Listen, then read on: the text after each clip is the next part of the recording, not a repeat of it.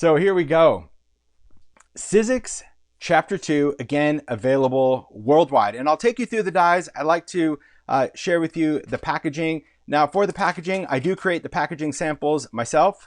So these are all the pictures. I just create them, photograph them, and then Sizzix does the magic of putting it on the package. So I'll introduce you to the collection and we'll get into the inspiration. So we're going to start out with some thinlits.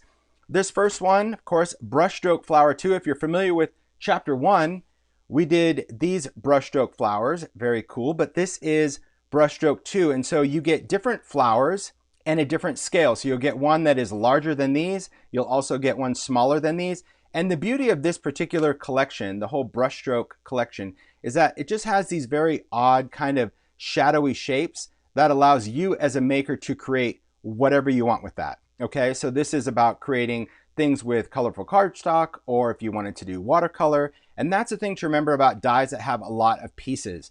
If you are an inker, a card maker, a mixed media person that has inks or sprays, you don't always have to rely on colored cardstock like I do the samples. You could just cut all of this out of white cardstock, watercolor cardstock, and do all your inking and painting to create your layers. But that's the whole idea about the Brushstroke series. It has all of these little jaggedy bits, these little cutout areas, totally different than Colorize because it is not marked with a specific color. You do you.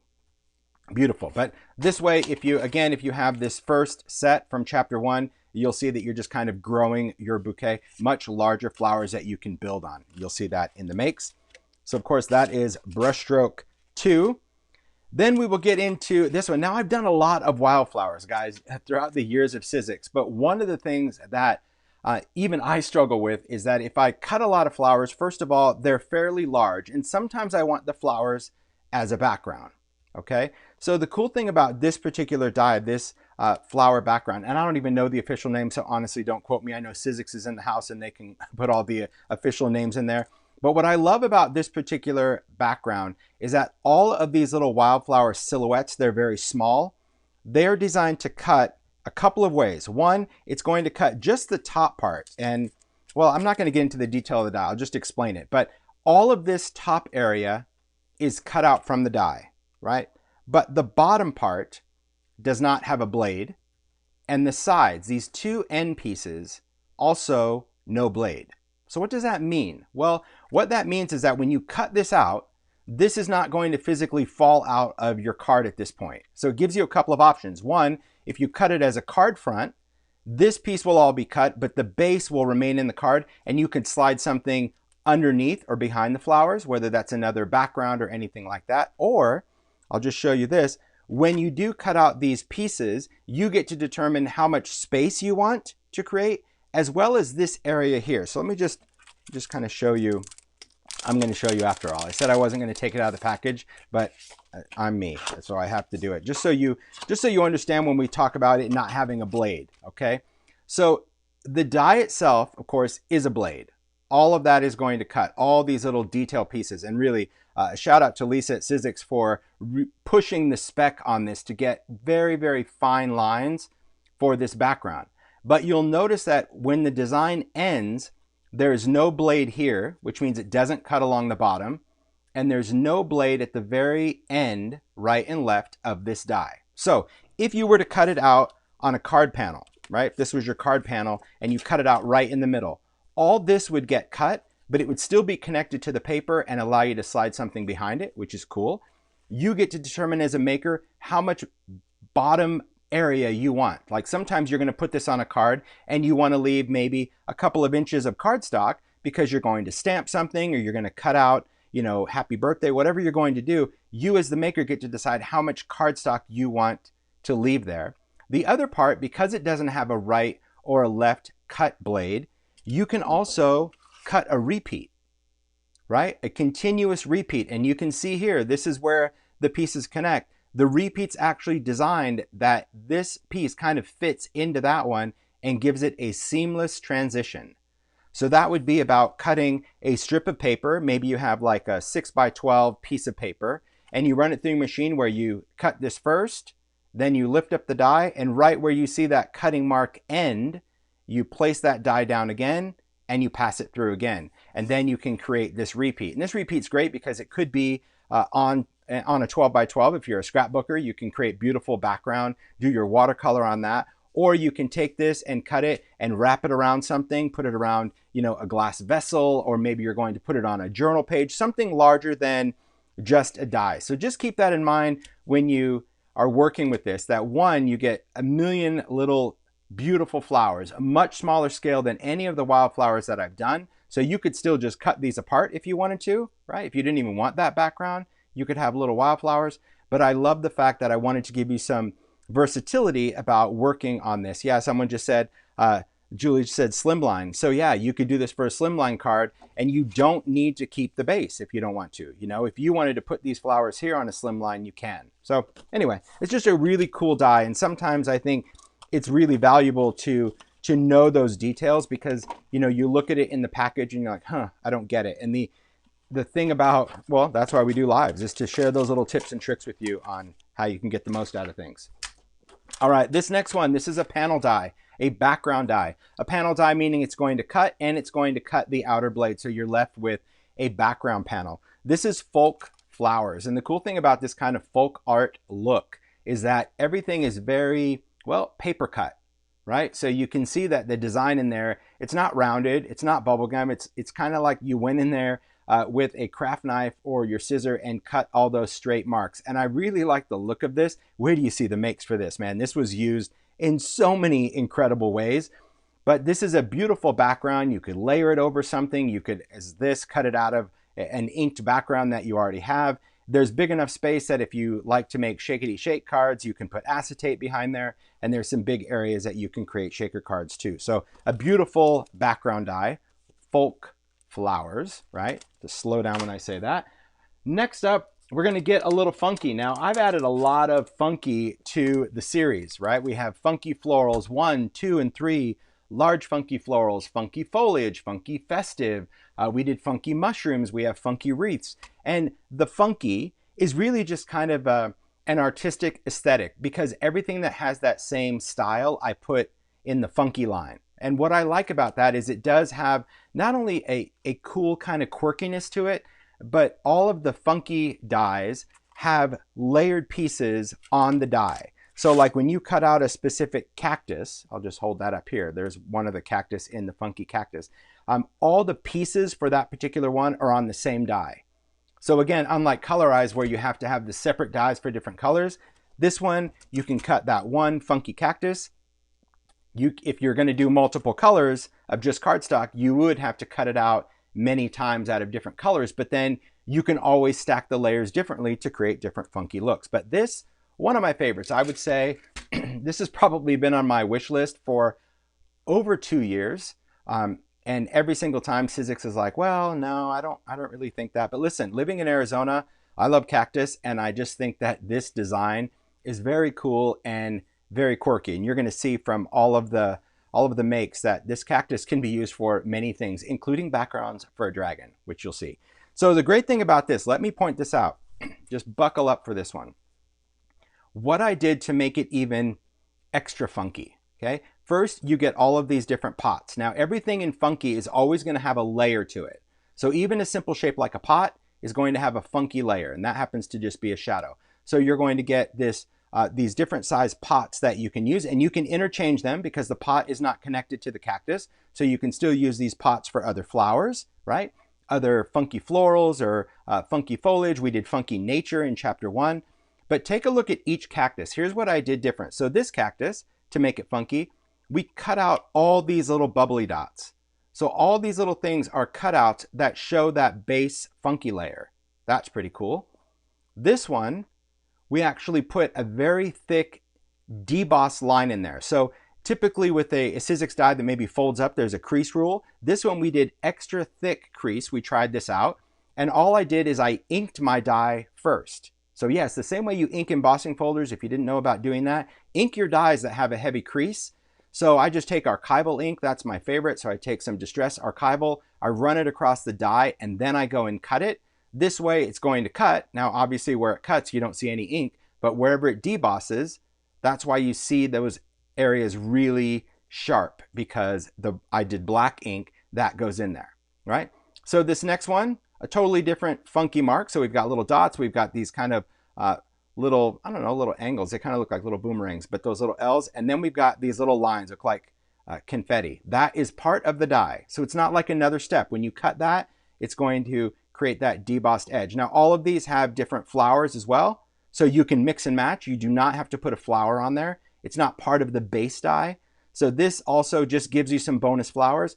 And then take a look at this wonderful, cool, tall saguaro. So instead of creating a texture, we added this really thin, almost like a neon outline, which is really unique. And I love the effect that it gives this particular one because we wanted that, you know, linear effect and all these little flowers. So it just allows you to mix and match. I love this funky cactus. And even if you're not into cactus, I'm telling you, there's some great ways that you can incorporate this die funky. Do different colors. You could do rainbow cactus. It could be whatever. But in the funky, the one that surprised me the most for this release, and that would I think be because of the makers, we had more makes using this die than any other die, which is surprising to me because I understand insects. I love funky insects. Don't get me wrong. I've done entomology, stamps with Stampers Anonymous. I mean, there's been bugs in ideology. So I love insects. And I know that these were funky, but I didn't think that so many makers, especially makers that have a very specific style, still embraced the funk of these. But I will tell you, when you see the style, it surprised me how they can be interpreted so many different ways. I've seen shabby insects that look very shabby chic. I've seen some very industrial where they almost look like insect robots. And that, I think, really opened up even my eyes to see this die way more than what I envisioned initially. Now, again, in true funky style, all the pieces for each insect are on the same die. But take a look at the detail of those little antenna and arms. That's all part of the die. So the bee, you get that foundation layer, then you have the body and you have the wings. So if you didn't want to glue this on, you could still just layer that and bend those up for dimension, right? Same thing with this ladybug. You can bend these up. A lot of people have asked for smaller dragonflies. So now you can take that, you can bend this up, and you can see the detail. Now, it was also important for us because you do need to put poke holes in certain dies that we space those out. So it would add that little interesting element whenever possible. Even, I don't know if you can see the dragonfly eyes. So those are 2 poke holes in the die, but usually when you do that, you get that little bump. Well, we put it to where it would actually make sense as a maker. That's important to me. And I know those are details that, you know, I appreciate that Sizzix lets me be really particular about, because there's nothing, you know, more annoying as a maker than you have a weird poke hole in a spot that there shouldn't be a bump. So take a look at this. I love just the look of these bugs. They're very funky for sure, but it does give you the ability, whether it's a moth or a beetle or a ladybug, a dragonfly, a bee, that you can incorporate them in many different ways. So those are the funky insects. Man, just wait till you see them. Oh my God. Well, I'm telling you, this one's really, really surprised me. So next we're going to get into some Colorize. And the beauty of Colorize for me is it does give me the ability to add a touch of whimsy to the line, really. You've seen in Colorize everything from, you know, Arthur the Owl. We've added different animals, and we've done stuff for all the different seasons. This was the first time that we took Colorize and we tried to make it as small as possible to create a very cute aesthetic. And I say cute because these are cute, and when you see the makes, man, they just make me smile. And I do plan on doing a lot more of the smaller Colorize elements. Now, not all Colorize are animated and cute, but I do like the fact that you guys as makers have embraced the series of Colorize. So if you're not familiar with what Colorize are dies, a series of dies that have different color layers, and each die has the actual color engraved into it. Now, that doesn't mean you have to stick with that, but that just means as a maker, if you bought this and you want to make this exact, you would know to cut this out of purple 1, purple 2, black 1, and you'd be able to layer it. And anything in Colorize, if you went to Sizzix website, they also have an animated series for Colorize to show you digitally how each color is applied. So although this doesn't come with layering instructions, that's because you can go to they have a Colorize hub. They also, I believe these are all hosted on YouTube as well, and you can see how those colors are layered. But these guys, they're just so cute. So this is Under the Sea 1 and 2. you can see that they really have a wonderful animated look. I like just that they're little, I don't know, I like that their eyes are closed because it makes them very happy. But certainly if you didn't want to use that, you can put different eyes. You can put on little googly eyes or whatever. But I love the fact that we have the little clownfish and dolphin and octopus. I love the jellyfish. Now, each one has different set of bubbles because, well, you need them. But these are, I mean, these are pretty small. So you can layer, and you'll see in the makes how you can incorporate several different ones together. The little starfish, the turtle. I love the little crab. This guy, really one of my favorites with that little light in front of him, that little spark. The walrus, very cute, very fun. And that's really important for Colorize to me, is that it can have more of a whimsical vibe if the art really allows it to. And believe it or not, that's how these start. I mean, this is like, I license, because I don't draw any of my stuff. I license the artwork, and this was a licensed animation, right? This is a cartoon drawing. And Lisa, who I work with at Sizzix, really takes those ideas and is able to break that down and create a die out of that. So it's not like we already have kind of a layered thing. She has to break that apart. It's amazing to see that happen. The next in Colorize that I've seen a lot of you comment about already is this guy. Let me introduce you to Rupert. So Rupert is a dragon, a very cool, fun dragon. You're going to see so many different, I think, interpretations and styles for Rupert. He definitely reminds me of a very famous dragon that I remember growing up with as a child, and we'll get into that in one of the makes. But the cool thing about him is that he can be for that mystical, magical maker that wants to do that. He's got his little hands open. I did this because he can hold or carry different things. If you have previous Halloween dies that had like maybe the spell book, or you want him to hold on to a heart, or just different elements. You'll even see him holding on balloons in one of the makes. He's very cool and very distinct. Now, just like the same idea that I had with the funky cactus, I wanted to give, because his body was just so massive, and of course a dragon, we need as much texture as we can. So we did add those little deep deboss lines in the die, so when you cut out certain layers, you're going to get texture. Not all of them have it. Another cool thing that we really try when it comes to Colorize is the more we do it, I think the more we see how you guys are making. I definitely pay attention to the feedback that I see, especially in the Tim Holtz Addicts group, when people are doing Colorize and they're like, oh, this was tedious or this was fun. And we always try to make it as easy as possible. And this one specifically, when you look at his belly, you see all of these torn strips of paper. Now, the cool thing about this is these are not individual dies. This entire belly is one die. And if you look close, you'll see that at the very edge, I mean, it's connected just barely. So we created that zigzag effect. So as a maker, you get to just cut that out and lay it down in one piece. You're not gluing a bazillion strips to that. So those are always things that we really try to incorporate in the die, just that little bit of ease of use whenever possible. Now the eyes, again, these are layered. They're all different layered pieces of cardstock. Some of them are super tiny. So when you're making Colorize, if you don't want to put a certain layer on because you like, you know, the pupil of the eye bigger, or you want his eyes to look up or sideways, you can do whatever you do you. That's why we really create so many different layers for the eyes, because the eyes give it a totally different personality. So I always want to remind you as a maker that although Colorize has colors that really guide you through it, you don't have to follow it at all. Once you do one, you'll get it like, okay, this might be green 1, 2, 3, 4, 5. It doesn't have to be green. It could be purple and pink. It could be whatever. Hey, I don't want to put this piece on there. I don't want this hand coming out. I don't want those eyebrows. You get to change it up. And that's the beauty of the dies. And because a lot of them have a certain scale, you can also mix and match certain pieces within the Colorize series. So that is Rupert. Next, I want to introduce you to Bernice. Now, I adore her.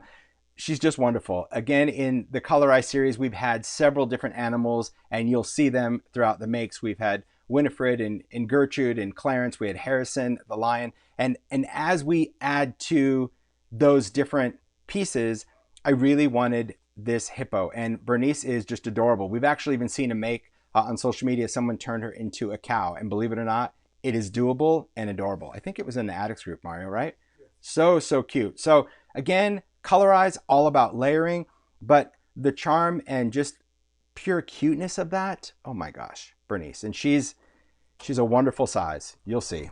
Okay. Next, we're going to talk about stacked tiles. Now, I've added to the series, and again, a shout out to Sizzix for letting me do this, because in the typical die world, right? If you have been doing die cutting for years, you know that nested shapes are nothing new. Nested shapes meaning you have a die and then you have a smaller and a smaller and a smaller and a smaller, right? And you could buy those. A lot of different companies have them. But one thing as a maker that I found frustrating, and that was really across the board on everyone, including ones that Sizzix has done before, is that I only got one each of a size, right? So if I wanted to cut, I don't know, for example, Easter eggs, right? And I had an oval, I had to take that one die and cut it again and again and again. And so the difference between nested dies and the stacked tile series, what you see on the pack is what you get. So you get 5 each of each size. So I'll just show you my pack that's open because I already have it on a magnet sheet. So yes, they're nested, but I get 5 each of each size. So if I wanted to create a background, I could take those dies and place it on a card front and run it through, right?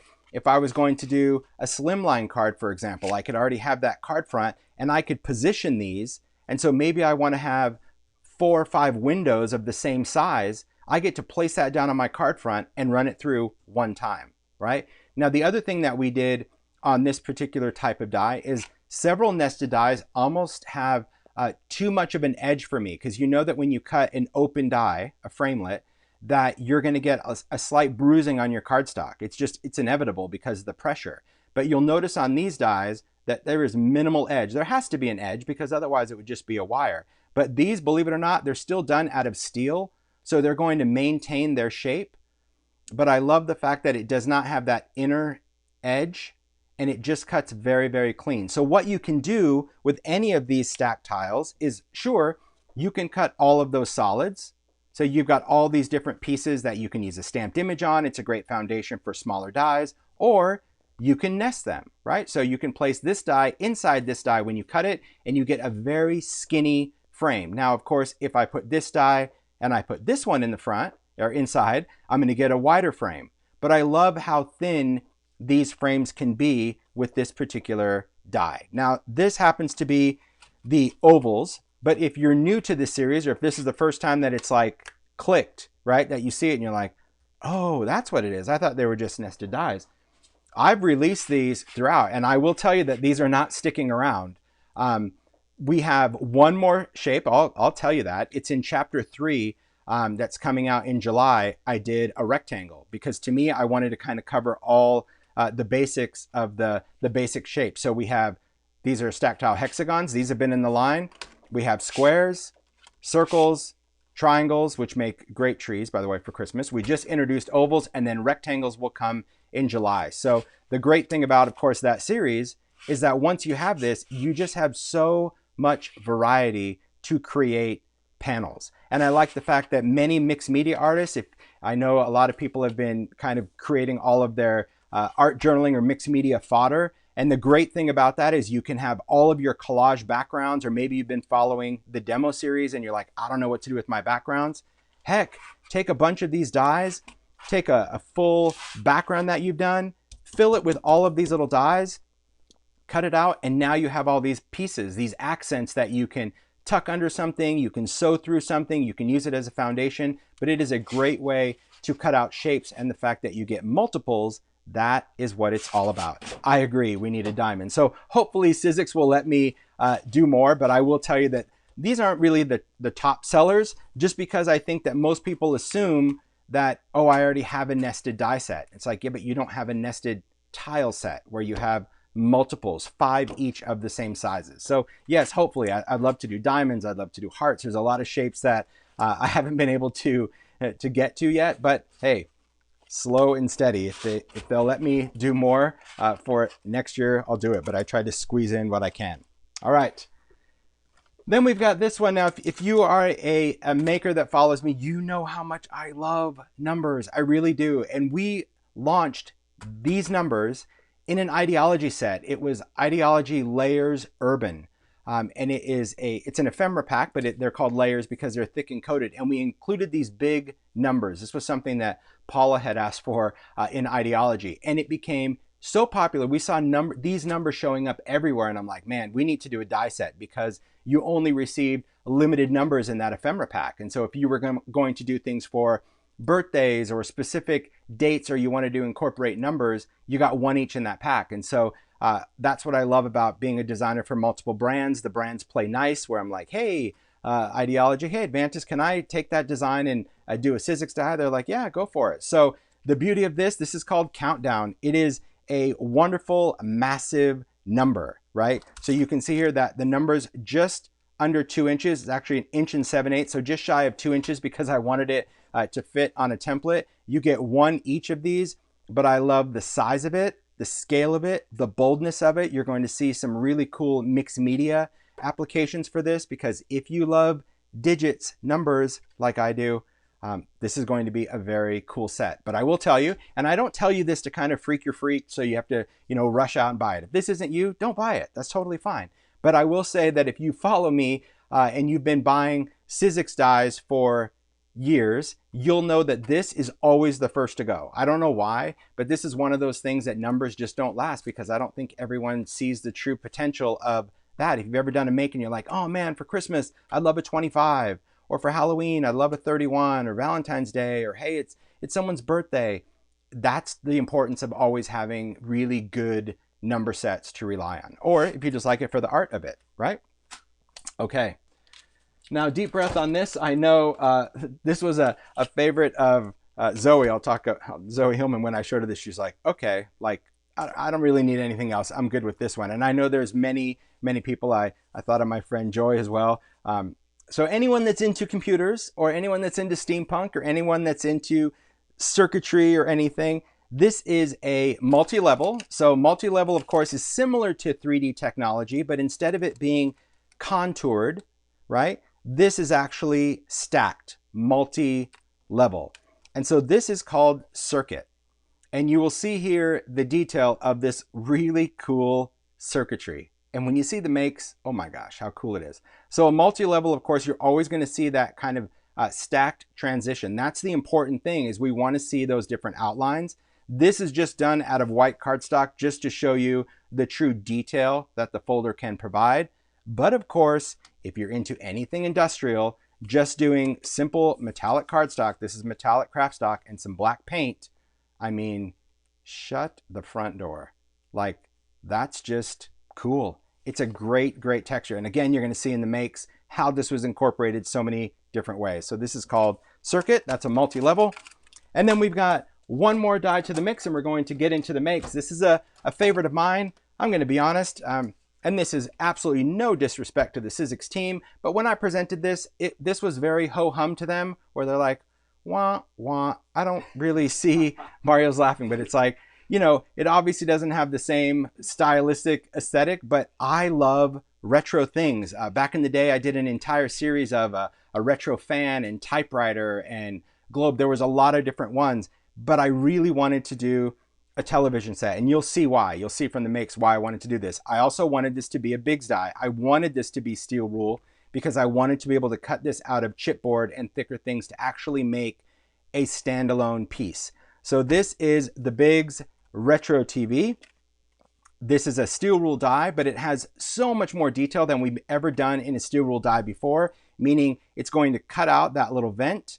It's also going to cut out this layered piece, also with 3 little vent pieces, so you can put screen behind it or mesh, create a lot of different texture. It's got the additional feet, so although the entire television is one piece, including the antenna, that's all your main shape. On this die, you also get the 2 feet that you can layer. You also get this kind of console piece, and you get the 2 discs just to be the TV knobs, and it has this really cool rounded rectangle opening. And of course, with the TV, if you do anything that's really cool, if you love the nostalgia of it, one of the things that I knew is that, hey, we need a TV screen. We need to put this in. So we do have a new shaker dome that is a rounded rectangle, and this is the dome that fits the TV. Now, it's not in the the coordinating packaging, right? It's not in Tim Holtz packaging, but it works. It's the same thing. This is actually designed for the television. And there's actually another die that will be coming out later this year that this same dome fits. But these are the shaker domes. It's called a rounded rectangle. Okay, that's what this is. So it's not going to be called the TV dome. It's the rounded rectangle because it does work with things other than the TV. But this die, gosh, I love it. I will tell you, yeah, Mario and I were joking about this last night when I was saying, oh, I love this. He goes, well, it'll be gone by next year. I'm like, yeah, I know it will be. But as long as I have one, I'm good with it. But I love it. And when you see the makes, I hope you love it too. So speaking of which, let's go on to the makes, right? You guys ready to go? Cool. So I'm going to, again, share a lot of the different makes. I encourage you to show the makers some serious love. Follow them on social if you can. I think that that's where you're going to find the most inspiration, the most kind of love of this. Now, not every maker does a tutorial. They're not required to. I don't expect them to. So I hope that you don't expect them to either. But they will be sharing on their social media at least the inspiration of the make. So it is important to kind of read what inspired them. So this first card, this is from Juliana. This is using the new Brushstroke 2. You can see again the scale of this. That's important just to see it on a card. But look how it's paired with that 3D type in the background. Really cool, right? Bloom where you're planted. I just love the ability to even layer those. So this is actually taking that flower, cutting it twice, and just offsetting it to create even more depth or dimension on a card, using the shaping tool to get a little curve in there. So remember that with your brushstroke, that you can take those pieces and you can also layer them. You can create that contour, that style when you're working with it, right? If you're wanting to give it even more shape, Rochelle created this. You can take those flowers. This is a display dome from Ideology, again, giving it shape. Now Rochelle went in and not only did she die cut the flowers, but she cut into them to actually pull the petals closer together. So if you remember, we created roses out of the tattered floral die years and years ago. Same idea, take that flower and cut into this and then kind of bring those petals together. But a really great way to always remember, you can incorporate flowers many, many different ways. They could certainly be flat, they're wonderful, but adding some detail, some definition and display is really good. So if you have that shaping tool, that's what's going to allow you to easily create contour and curve to your die cut pieces, okay? Now, Kath created this. I love the idea of this card. So this is done on, I mean, it's done on acetate or some sort of clear. Kath, I don't really know. I mean, I know this is acetate, but I don't recall ever seeing something so thick and flexible. Maybe you already buy them as cards, but I thought this was so cool that the card itself is on a clear base, and then all of these panels, whether it's stamping, inking, but using the die cut in a completely unique mixed media look. And that to me is so important to remember about dies, right? Regardless of your creative style, whether you are cutesy, whether you are grungy, whether you are mixed media, whether you're a card maker, scrapbooker, art journaler, a fabric person, there are benefits to using dies to really appeal to your style. So I love the palette of that, and I love how it's worked in with stencils and stamps and just used in a very cool, very distressed way. A great way to utilize those backgrounds. Stunning, so, but really, Kat said it's heavyweight acetate. It's delicious, is what I say it is. It's really cool, right? I mean, it is. It's super, super stable, and having those panels on both sides, it's just really cool. I love it. I agree. Love the colors. I do. So this card is made by Pete at Sizzix. If you follow Pete, Pete is a designer in the UK for Sizzix. He does so many wonderful videos. So a shout out to Pete for all of his creative brilliance and support, as well as Josh. Pete created this, and this is what I was telling you about Brushstroke, right? That you can take your dies, cut them out of white cardstock, and then go in with your inks, your watercolors, whatever you want to do, and create your own aesthetic. It does not have to be done out of a solid piece of cardstock. It does not have to be done out of a solid background. So even if you did a cool ink blending, or if you did paint marbling and you want to cut something out, that's what's really nice about having dies that have a lot of surface area, because by having that surface area, you're going to pick up all of the detail of the colors. And again, with the brush strokes, you get to add different layers, and because you're going to cut them out, you just get to surprise yourself with different areas that you're going to add. But I think it's really stunning against the black, don't you? Really, really cool card. I think it's great. really nice to kind of see how these pieces go together. And that's the thing about the makes. Every maker has their own concept. This is Emma. Emma created this one. Well, this isn't Emma. This is from Emma. This is an ideology frame panel, but look at the vintage vibe this has, right? So we've got one of the new backdrops, that beautiful paper. I love the colors, that pop of color. And that's the thing about Brushstroke. You get to cut out as many pieces as you want, layer as many flowers as you want to fill whatever size space you need. That is the beauty of that. And look how it's paired with just a number, right? And that little insect, because it's lucky, is a state of mind. You see that? It's an ideology metallic sticker. But see, lucky number 7 for many people. I love the crochet. This is an older thinlet in the back. See that little crochet? Just so many details with dies. And that's the other thing to always remember as a maker. Please remember that whenever you get new stuff, because I know the maker mind, right? We want new, but never forget your collection. So when you get something new, I challenge you to go back into what you have old and try to pair it with something, because you're going to see that as you build your die collection, no different than stamps or stencils or inks. Building that collection is important to remember the older stuff and mixing it in with the new, because you don't need to have everything. I mean, some people need to have everything, but you can certainly get totally different looks by incorporating this with older pieces. And I do love that. I love, see, I told you, you're going to see those funky insects just show up in really surprising places. All right.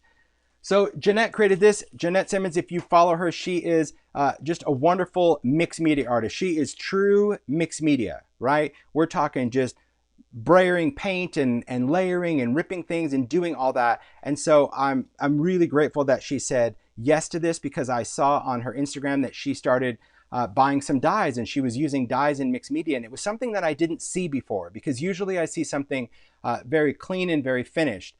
And I said, could you incorporate dyes? Like, and really this was what, maybe a week before the deadline. Yeah. Like, I've got this idea. I'd love to send you some dyes, and I want your true mixed media spin on that. And so a shout out to her for really creating that, because this is, if you're that mixed media, if you do junk journaling, art journaling, where you just do backgrounds and you don't want to make a card and you don't want to do any of those things, take a look at how she used brush strokes just in her mixed media background, right? Cut and layered that. And she created this tag collage book. She does a lot of different writing, scribbling. I just think the colors, the numbers, like look at that number cut out of a background. I mean, come on.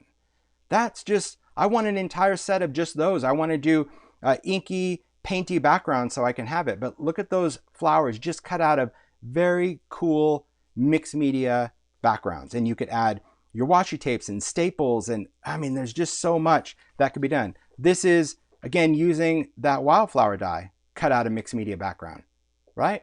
Just, it's really cool. So again, if you are that maker that loves to do definitely more mixed media and you think that die cuts are not for you, I really encourage you to follow her and just kind of get inspired. She doesn't always use dyes, but when she does, it's in a very cool, very unique, surprising way. So look at, again, that countdown. I told you those big numbers are just going to show up, and that became something very cool. It doesn't need to be specific to a birthday card, and you're going to see those used, of course, but I love the idea that you can take a die cut, put it down, and do all of your painting and gessoing and sketching and scribbling right over the top of it. I think that to me is what's so cool. And look at this one. I mean, come on. This is alcohol ink background, because remember, you can cut Yupo with any of your thin dyes. So whether you're doing ink backgrounds or alcohol inks, you have a lot of paste down here. She's got some great texture on this, but I love that pop of color on a super grungy background. That is inspiring for dyes. And I really, again, just appreciate that the whole idea of her saying yes to this. I'm like, but please just do you. That's the important thing, because I get it. You know, when you see the makers, you're like, oh, I need to make a card like that, or a vignette or something. No, doing you and staying true, that I think is the most inspiring way to be a maker, is just always stay true to what you do. Beautiful. Very cool makes. All right. So another one, and I'll show you this one. This is another one that she did, because again, mixed media style, just taking this, I guess it's just a canvas. It's a stretched out canvas in the round, but look at this. Look at all these layers of numbers. oh my gosh, that countdown, it's just under so many layers of goodness. And then just those flowers. And the importance of course, die cutting them several times. You want to highlight them.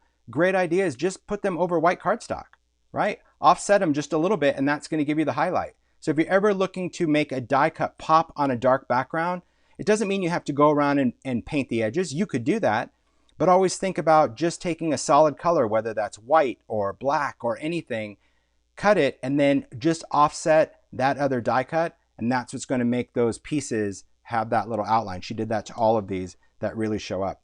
I love the detail. I love just the grunge in this. Isn't that great? It's just so different for seeing dies, and especially I think it's important to incorporate, to show that, because I always felt that that was really missing in the Sizzix realm of like, hey, you're not a card maker, you're not a scrapbooker, you just do mixed media pieces. Dies are incredibly important because it can showcase a background like never before, right? And you'll see, I told you guys, that countdown set, those numbers, you might have looked at them and be like, when would I ever use numbers? And then you're just gonna see them pop up throughout makes, and you're like, okay, I get it. Because they're just there, but they're cool because they're big and they're bold. And that's what's awesome. I know, Jeanette's just incredible, really cool.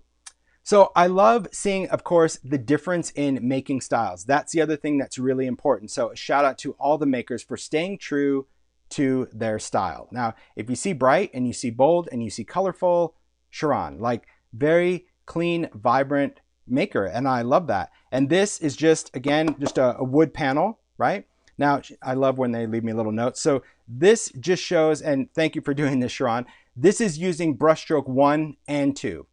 So this way you can see that the scales do work well together. That's the important thing about that. And this is done out of felt. So all of this is done out of cutting layers of felt. Sizzix has really nice thin felt that you can cut. This, of course, these are the alphabets, the bold and the stretch from chapter 1, but just creating a panel, just welcome spring. So it's really cool to see how those brushstroke flowers work well together. You don't have to have both sets, but if you did, just know that that second one is really designed to add another large anchored flower that is going to build and layer with Brushstroke 1. So I love the Sharon, just so many different layered pieces, especially with felt, right? Remember that with dies. Now, as long as it's a thin enough felt, a thin die will cut that. You can totally cut through that. Same thing with foam. If it's like a thin craft foam or a thin cardstock, because that's just stacked up, see that dimension? Just cutting out of cardstock and cutting out of craft foam, you can get that dimension. So whether that's fun foam or even foam adhesive, I love seeing that dimensional addition to a make. And that's the other thing that's important. If you're sitting there and you're like, oh, I want to make something as a gift for my neighbor or my friend, just find something, find a substrate, go to the craft store or the dollar store, look around what you have, and you can take the ordinary and make it extraordinary just using dies. So beautiful. That was just brushstroke, right? That was just showing you the inspiration from that one die. Well, there were other dies incorporated into it, but you get the idea, okay? So keeping on with florals, I'm gonna share some makes. Now we're going to go into that beautiful little wildflower background. And I love so many different ways that a die is used. That's what is always inspiring. I think really our Sizzix lives are some of our top viewed because you only see that one shape that's on the packaging. But when you see the makes, man, you can totally appreciate the versatility of a die. So this card, I believe Tammy B. Yes, so Tammy B created this. We've got that beautiful wildflower background on this card. This is, let me just kind of open this up. This has a little bit of acetate and some tulle in there, some wonderful netting. But when you open this up, there you go. You can see that slide card that's got this wonderful wildflower, and there's that funky insect. I told you they're just going to appear in so many different ways. And it's interesting because I wouldn't have paired the funky aesthetic with the wildflower, but it works. It just does, because you see that style, and really you're going to see those insects go from cute and pretty like this to total steampunk robotic. And that, I think, is always the brilliance of the makers and what they do. But that's a great way that we can incorporate dies on a card like this, especially the detail of these thin ones. And you can see this is just cut out of white, and then she's gone in and colored the little areas, you know, the little flowers, the little bits that you want just to really bring that out. Beautiful, beautiful make. That's the important thing. Paula created this beautiful card. There is beauty in simplicity and creating a background, whether this is a wonderful ombre. That's the thing to remember about dies. If you have been following all of that demo series that we did last month, so many people said, what do you do with the backgrounds? What do you do with the dies? What do you do with this? This is what you do. You take those backgrounds, whether they're your favorites, whether they're not your favorites, and you cut out a shape. And now it becomes a masterpiece. And when you pair it with, I love the addition of this bold. That's one of my favorite fonts from last release. I love it. I do love it. Just add a metallic cardstock. I mean, what a stunning card, and all the detail in the stitching. It's just beautiful. I know Paula doesn't enjoy making cards, but she does a great job doing it. So I love it. I do. But she never wants to make them. But thanks, P, for doing that. So Stacy created this one. Again, a total softer side approach. That's the important thing. Stay true to your style, your aesthetic. This is taking that same flower, which of course is a silhouette. This is another card I'll get to, but just, I'll bring that in just to see the contrast. That same die really has the ability to create a softer side. And I love that when Stacy used a lot of that shabby chic kind of palette. She does vintage, but not dirty grungy vintage. She does dirty grungy vintage too, but I love seeing the softer shabby side again of just the backgrounds. And if you look close, this is just a background, right? So you can go in and add accents of color, but I also love the detail of just like the stamped embossed design in the background. Can you see that? The little stitching down here, just the addition of just adding elements, whether you're going in with texture paste or die cuts. There's a lot of different ways that we can always go in and add detail to a die cut. It's really pretty. That is, I agree. It is pretty. Rochelle created this card. This is what I was saying about the ability to choose how much space you want. Okay, so this is a slimline card. So we're going to talk about creating a background, right? This is done with oxide, just beautiful inked background. But this is what I was saying about the die not having a bottom blade. Because you may have heard that at the beginning, but you're like, I don't really get it. What's the point? This is the point, right? So by cutting your piece of paper, your black cardstock, and placing your die along the top of it, it's going to cut all of that, but it's not going to cut at the bottom. So that means all of this black cardstock is attached to this die piece, right? You as the maker get to determine whether you want that to cut off at the bottom or whether you want to leave cardstock. And not every die is like that, but there's certain dies that I design where I don't have what are called end blades, right? We don't cut off the ends with a blade. We just leave it floating. And some people get it. Some people, they'll email and they're like, I'm cutting this out, but it's not falling out of the paper like you would expect it to do. But this is really showcasing the versatility of that, because you get a seamless piece that can be layered on a card. And that's going to allow you to do many things. You can, like this one, this is just using that stretch alpha that we did in chapter 1, add a big word. You can do stamping. If you wanted to put this in an art journal, you could do your journaling in that spot, right? That's the cool thing about remembering the versatility of a die. And hopefully you're seeing that in this chapter 2 kind of debut.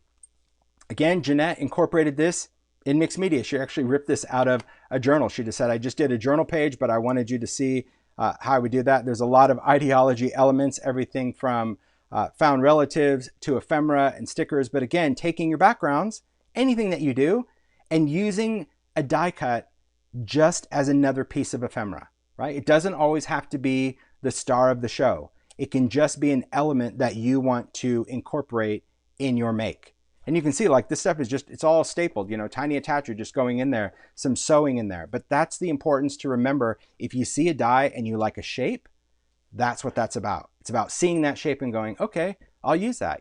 I might not be into the cards, or I might not be into the shabby chic, or I might not be into all that fussy detail, but the shape to me is pleasing. That's what you need to remember as a maker. Do you. You can always incorporate something you like in your own unique style. That to me is always important to remember.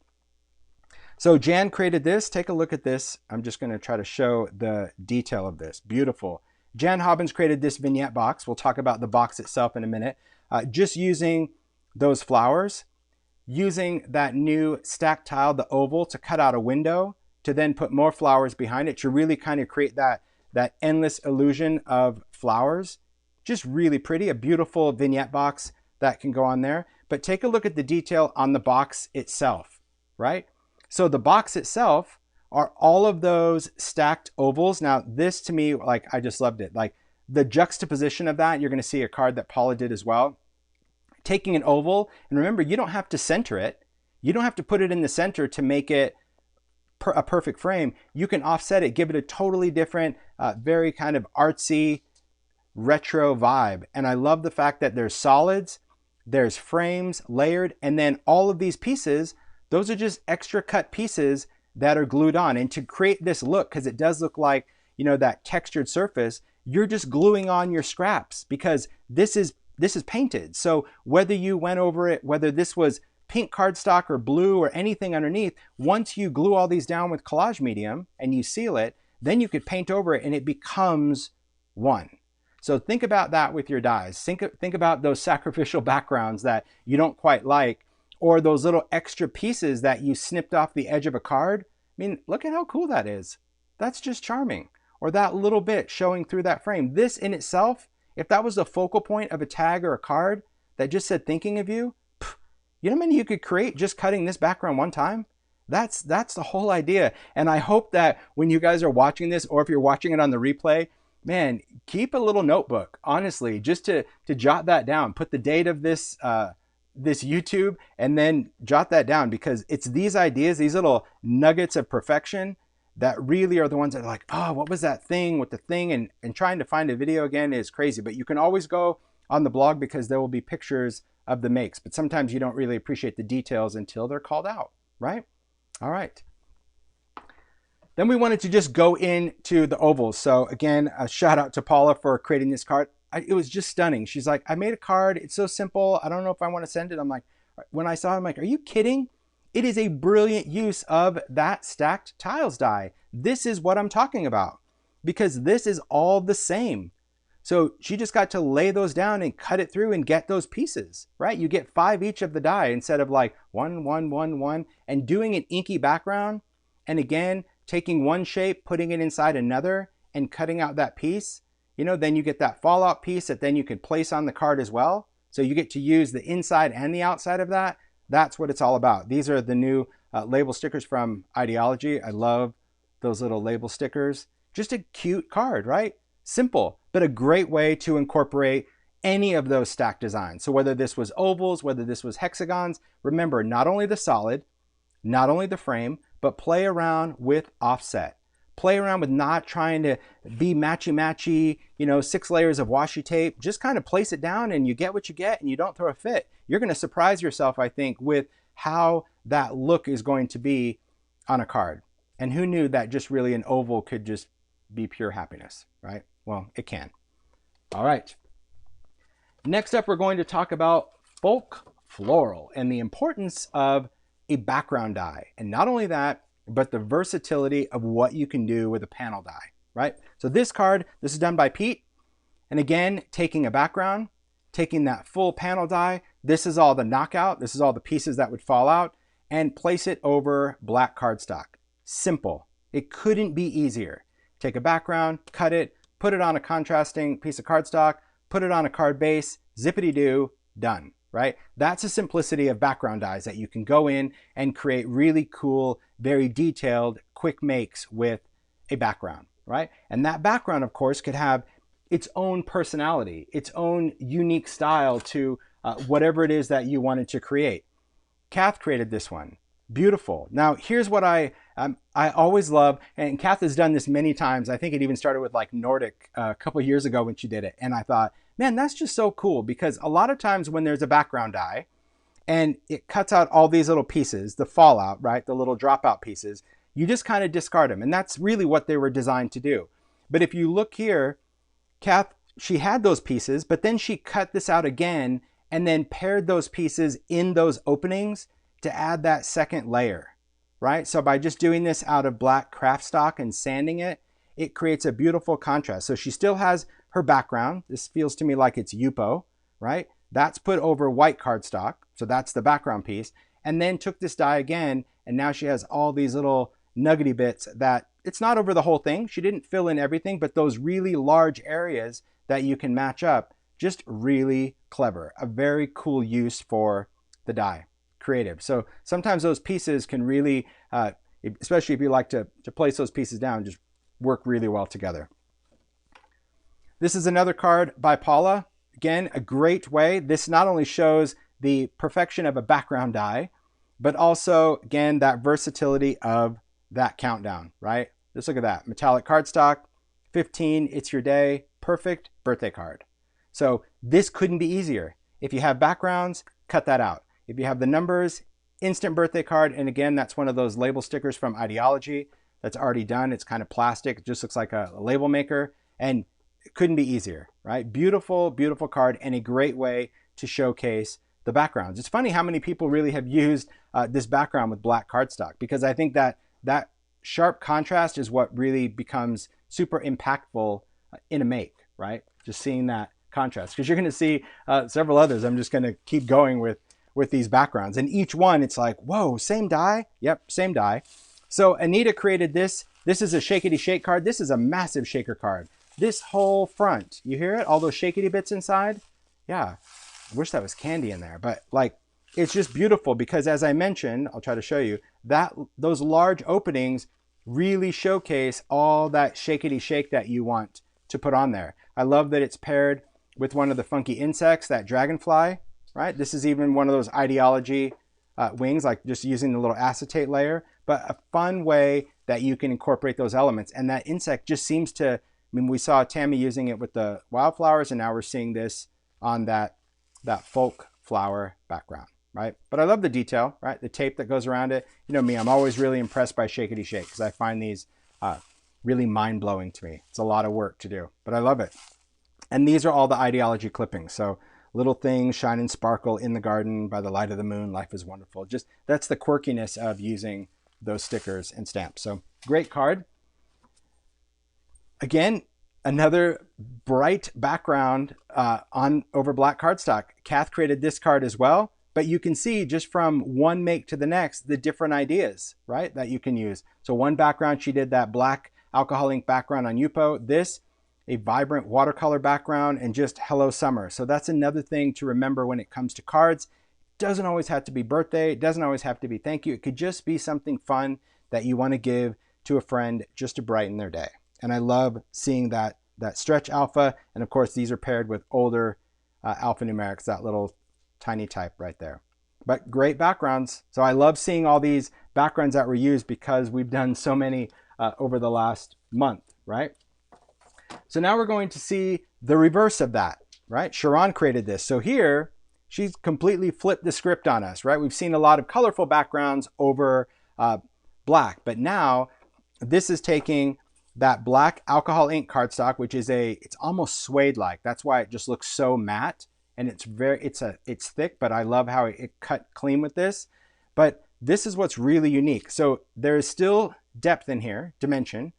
This is paired over an alcohol inked background. So that vivid color that you're seeing, that like, I don't know, it's just vivacious vibrancy, right? Look at that. It's like Sharon just crushes it with the color, all right? So you see that bold, but then taking that oval, cutting that out and recessing it. So that's where that foam dimension comes in, and just kind of dropping it down a level, putting a little acetate in there, and that's just charming. This also has little shakety shake bits in there. So this is also a little shaker in there. This thing's really cool. Love everyone using these label stickers. I love seeing them from Ideology. We just launched them this year. It really does pair well with so many of these Sizzix cards. But great to see kind of the reverse of that. So if you have a background that's beautiful and you're like, oh, I don't want to cut up that background. Okay, don't. Keep it as the background and then just cut that panel in a contrasting color to put this over the top, right? Just stunning, stunning, stunning cards, right? So these are from Audrey, and I love just seeing different ideas of what you can do if you're not a traditional card maker, if you don't want to do something, if you love to make little gifts or little bags, just create happy little tags. So here Audrey used that same background, but then used the pieces and used distress embossing glaze on them. So this is that added layer over the top of those added pieces, and each one is glazed, and it's really brilliant. She wrote down, I think it was on one of them, or I already pulled the note off. Hopefully she'll be sharing a tutorial, but it's really cool how she kind of compartmentalized how this background is, and then use those distress glazes for not only the color, but also the shine. So this is like the inside piece that she had. And then I believe she used the negative piece for this one to place it on a background and like use this as a template, right? So like when you cut, I don't want to confuse it. I'm sure she'll share the details, but this way you're kind of getting 2 for 1.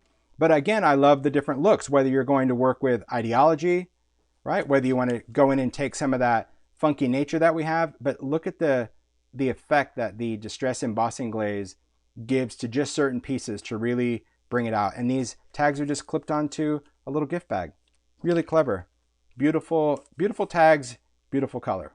All right. And then the last card for this one, and just again, and I know that Sharon's going to say, oh, it was easy, but I look at this and I'm like, no way. Like it just seems so time consuming, but so brilliant. So Sharon created this card. So this is cut, but the pieces are all inside, right?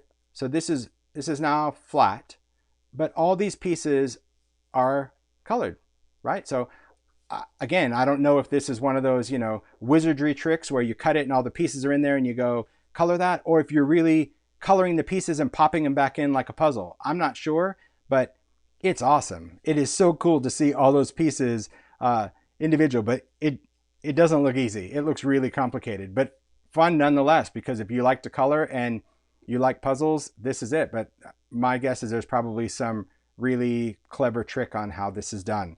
But beautiful, right? Just to see all those, because it gives it a whole different effect. It's like an inlaid kind of tile look on this card. And I love how they're all really soft colors. Just beautiful. Again, you see that label. Great card. Love it. Love it. Wow. Yeah, look at the detail. Okay, Sharon, like I gotta know. I do. I do. It's like I look at that and yeah, there's gonna be a tutorial thing. It's like I gotta know. I gotta see what that is. Okay. So next we're gonna bring on a little funk, and these just made me happy to see so many great ideas with the funky cactus. I say so many. There's only 4 makes, but I'm good with that because I think that people are going to see this and they're going to do their own thing. I love that. Thanks, Sharon. Sharon said should do a tutorial. It's easy. I don't know, but okay, I'll take that because I think that's really good. So this card, Rochelle created this. Again, what I was saying, I love that the die itself is what's going to provide all that extra detail, right? When you're cutting out these funky cactus, laying that, I just think it's really great. Hugs with a question mark, especially this is a funny card. I think it's really great. But take a look. Here's what's surprising about this card. Besides it, it's beautiful, and the sentiment just really, it made me laugh. It made me smile. But look at the background it's paired with Circuit. Now, I wouldn't have really paired these two together, but it does give it like a very kind of Southwest feel to me. Seeing those little lines and dots, it completely changed the aesthetic of that folder. I would have never thought to pair that folder, and that's what I was saying at the beginning. Wait till you see how this was used by the makers. This is a perfect example, because now I look at this and I don't see digital computer. I see just a very cool artistic design that pairs well with this style, especially very Southwest. Just cool, right? I love it. All right.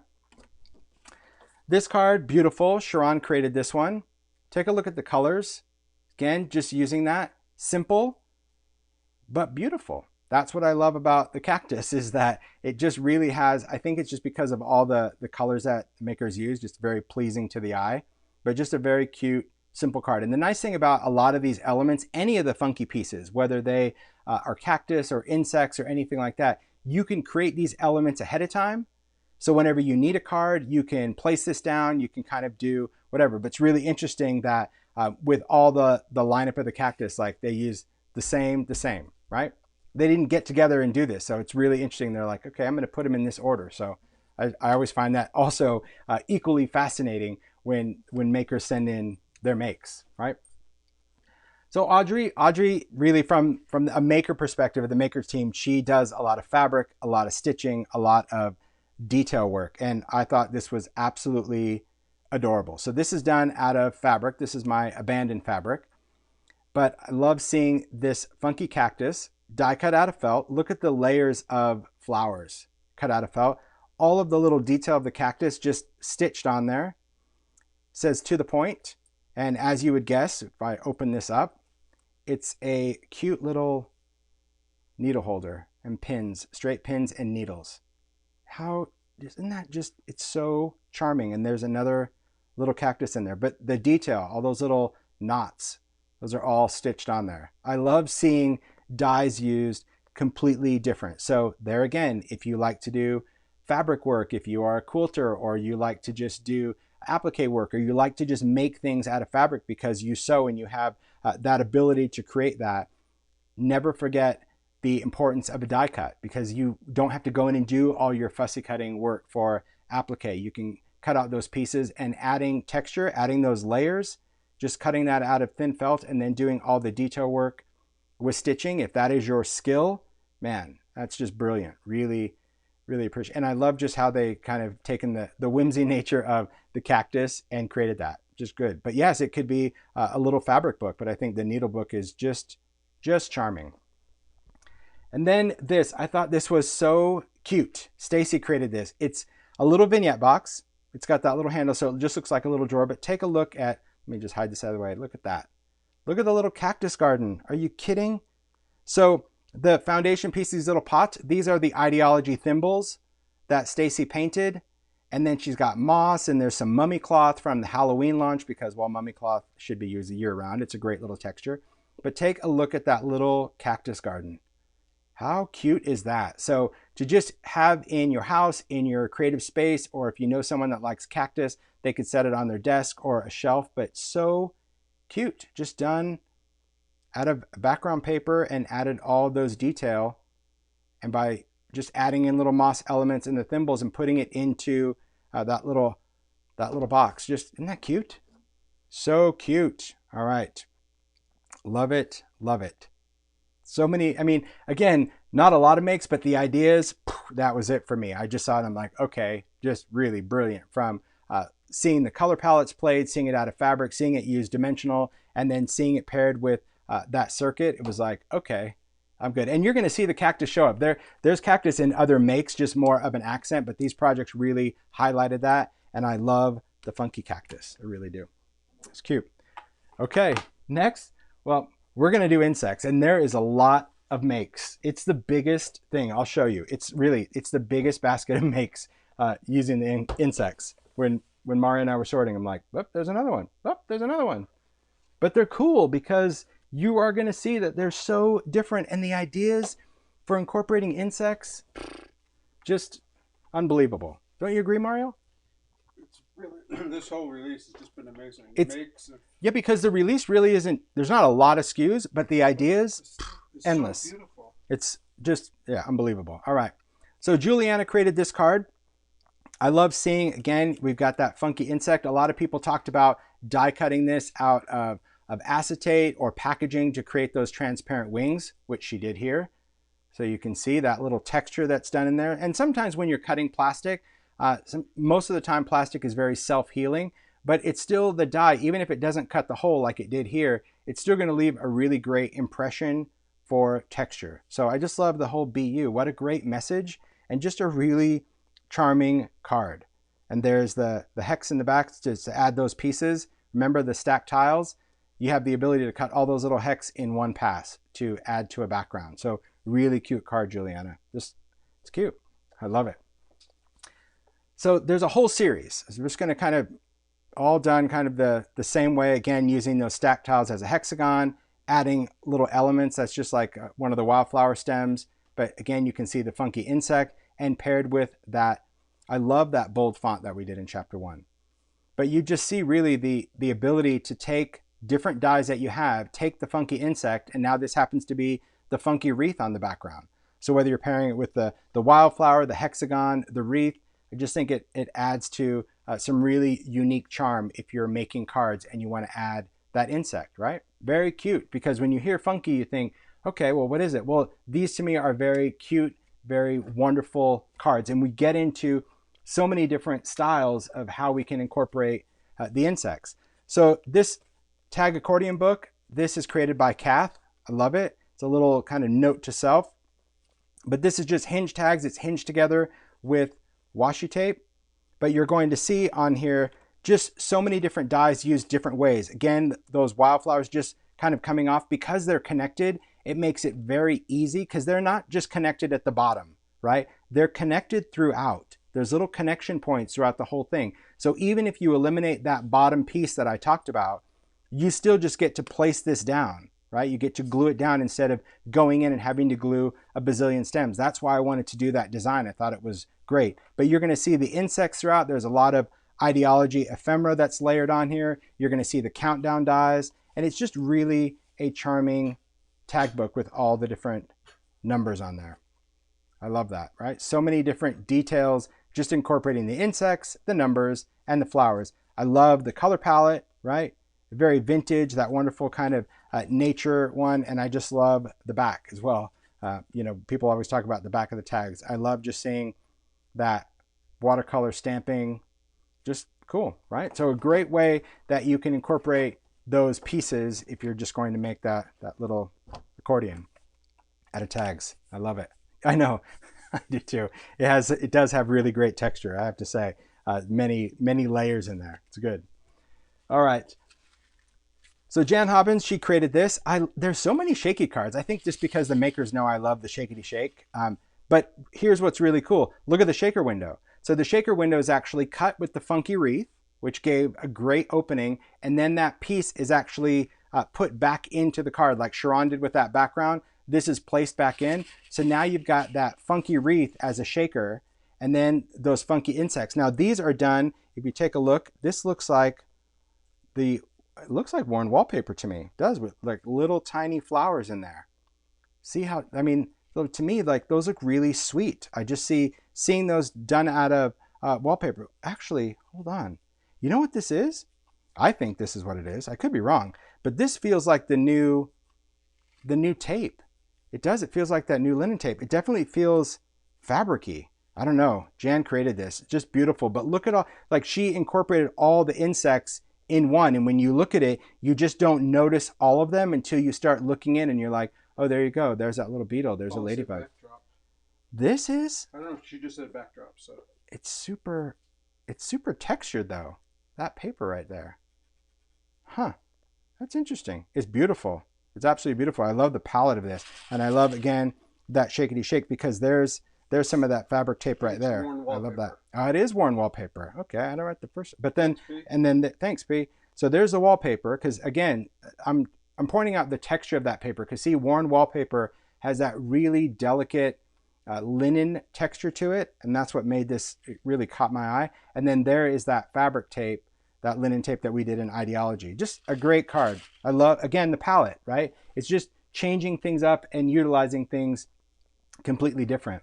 So Tammy B created this card, that slimline card. I love, again, seeing those stacked ovals to create a card to really highlight those insects when you fold that up. And this could just be, really, this could be a framed piece. I love the little figure stamps. But that's the benefit of that oval because you can cut a larger oval and then on your next layer, a smaller oval, and that's what's going to give you the ability to layer that. And this, one pass, because you're getting 3 of the same size, right? That's the thing to remember, that you're actually getting 5. So you can create all those different effects. So if you love slimline or you love doing backgrounds with a lot of geometric shapes, that's the benefit of that whole stack tile series, is creating those windows. There's always benefit to that. So as we talked about like different styles, that's the whole thing. I better start moving some of these out because I'm not going to have room for all these makes. Anita created these. And so this is a series of little ATC magnets. So they have magnet on the back and I'm on a metal table. So they were kind of working with that. But look at this. I love the steampunk vibe because these are done out of the metallic cardstock, the Ideology metallic. But take a look at all of these. And I love the little tiny sprocket gears on there. So see how I said that the insects would completely change how they looked. And I love the contrast of pairing it with other dyes that have a little industrial vibe and a little color. So if you were looking at those first makes and you're like, oh yeah, I don't like the insects, I don't want to do pretty, this is a whole nother way that I thought super clever to just give these a very steampunk industrial vibe. And you're going to see even more of that. That's unbelievable. And I just thought, again, I'll just kind of hold this up to see that reflection. That metallic cardstock is really very cool. And all of these little layers here where you see the lines, this is the Ideology transparent wings that Anita's just cut with the die. So that transparent wing has see the lines in there, but it wasn't this shape. But when you die cut it, it becomes that shape. So that's why all of these have that. I thought it was very, very clever to use those transparent Ideology wings and die cut them. So brilliant. Good job, Anita. Anita's going to go in the magnet business. Yeah, no kidding. Everyone wants them. They're cool. They're really cool. Yeah, at first I'm like, what makes this so thick? And then, yeah, the whole little magnet. Clever, right? Super clever.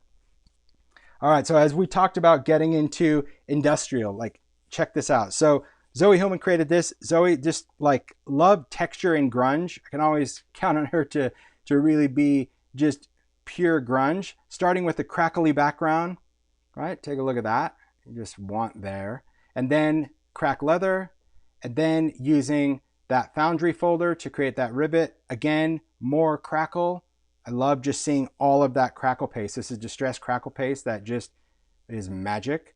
But then seeing these insects used different ways. Again, just using different die cut pieces to create that foundation, using the Ideology optical lens just to highlight one of the wings that'll come off. So it just has a cool, I just love it, the whole specimen vibe. And the foundation of this, of course, this is an etc. tag, Stampers Anonymous. So again, when you're looking at these, this could be a card, this could be cute, this could just be an art piece, and utilizing that. And just by changing how you treat those insects, whether it's really grungy, whether it's layered, that's going to just change everything, right? All right, so let me grab this one, because this one is just beautiful.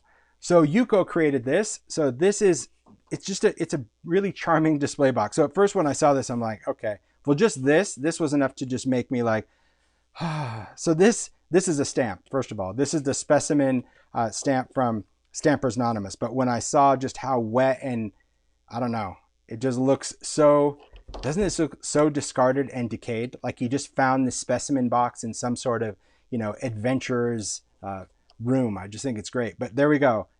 A surprise of a number. Just a number that just shows up. It's got a little bit of mummy cloth, just so many details, but this is what we get. When we open this up, here's the whole little box. This is old school configuration, right? This is a mini configuration book, and these were all the little compartments. But take a look at that. Again, just using, take a look at that. I love that. Just kind of cutting up a transparency. You see the insects in there. I'm sure that was the guy that was collecting all the little, he was the curator, the collector of all the specimens. We've got the bugs in there.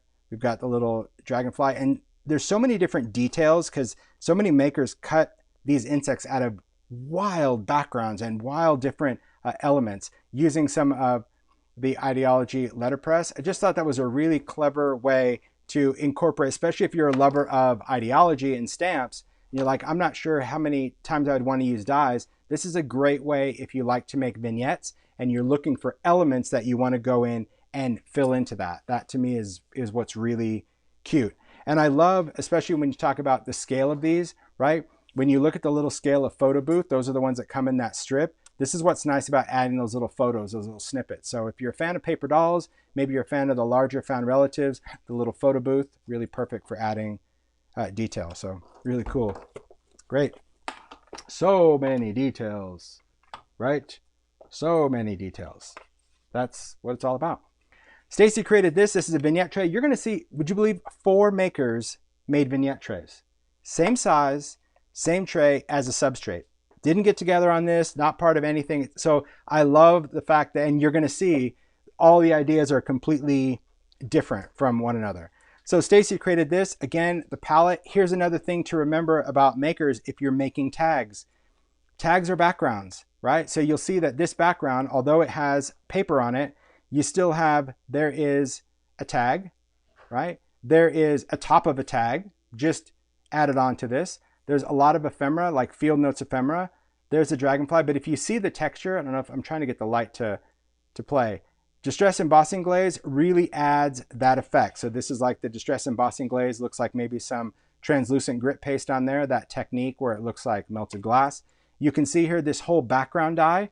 Remember that folk flower? that I talked about, that background, there it is. Very subtle, but it shows up. So remember, those background dyes can also become texture.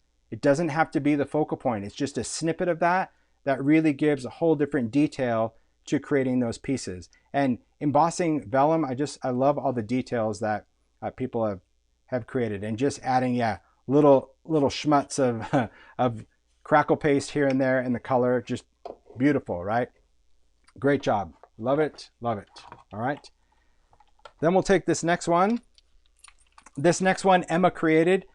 Same vignette tray, totally different look. So instead of using, so Stacy used the back of the vignette tray, right? The flat, the outside. Remember, any of those vignettes, you can use the inside or the outside. So Emma used the inside. I love seeing those ovals. This is an old school, this is a stitched oval. It's got that little stitch frame. But take a look at these insects that are done just with glaze and metallic paper. Can you see just how, wow, look at how like lustrous they are. So by using a metallic foundation, whether it was metallic cardstock or whether you base coated this with metallic paint or alloys, when you add the distress embossing glaze, because they are translucent and tinted, it's really going to give you some great effects. And you can always sprinkle in little bits of metallic here and there, but just stunning. Take a look at the background, also done with distress embossing glaze and a stamp.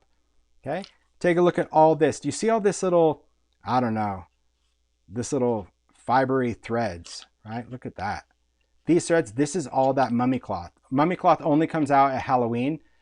It is this really cool trim that has no stitched edges, so you can just fray it endlessly, and it creates the most incredible things with that. Like if you don't want to glue in moss or glue in anything like that, it always stays just pliable, but you can pull it apart and tuck it in, and it's just really, really cool. I love seeing, you've seen mummy cloth in a lot of different makes so far, because, well, that's the thing about seasonal. Those makers that know the ideology line, especially, you buy it because you're going to use it all year. But as much as I loved this, and I saw this and I'm like, okay, this is beautiful, this is stunning. Then I turned it over, and then I was like, what? The what?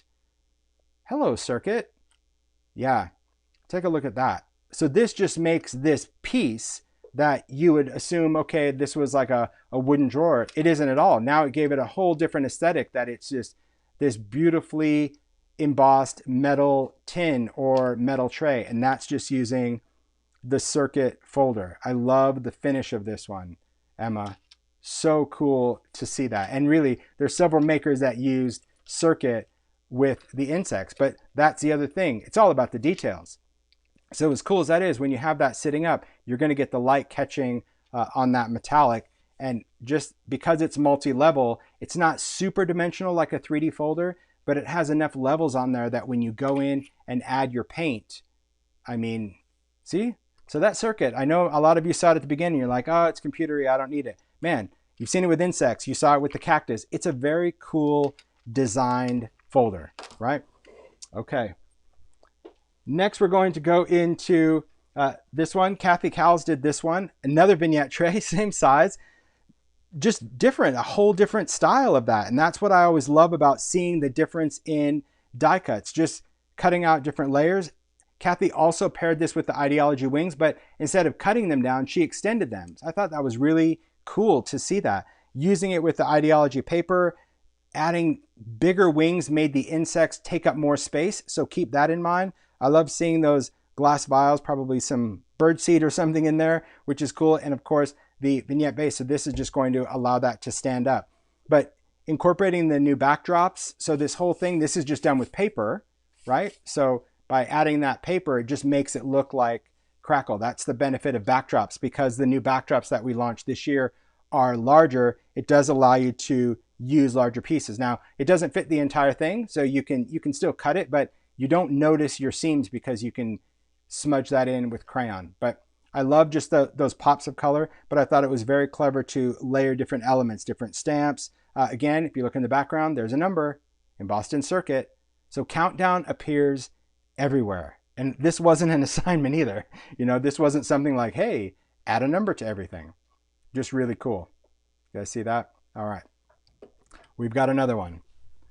Take a look at this. Like, you know, just steampunk my heart. So Zoe created this one. And it's like, okay, same tray, different perspective. So far you've seen, the back of a tray, the inside of a tray, the tray on a stand, and now you're going to see the tray horizontal. And again, it's wild to me when I see this because the makers don't communicate to one another. They're not like, hey, what are you doing? What are you doing? Let's do it. It just happens. And it's so serendipitous that it always just blows my mind that when we get the makes, there's like just enough for everything to really kind of show up. So I'm just going to move some of these out just because it's kind of, the yellow is making the light a little weird. There we go. I'll bring those back in just a second.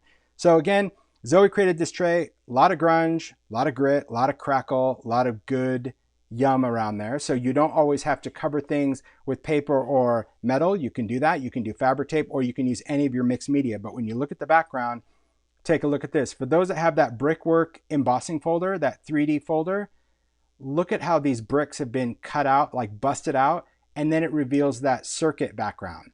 Shut up. Like, oh my gosh, it's just is wild. And then of course the bugs, all metallic, all just that grungy metal foil just smudged off with different colors of paint, very eroded. So these are like little robot insects, right? I know Tammy B will love that, but yeah, very just cool, like little insect bots in there. And then just different details. So there's one of the stamps that we had for voltage, and just adding that little detail of each one. That to me is like, it's so cool. Look at the detail of those bricks. Can we for just a minute?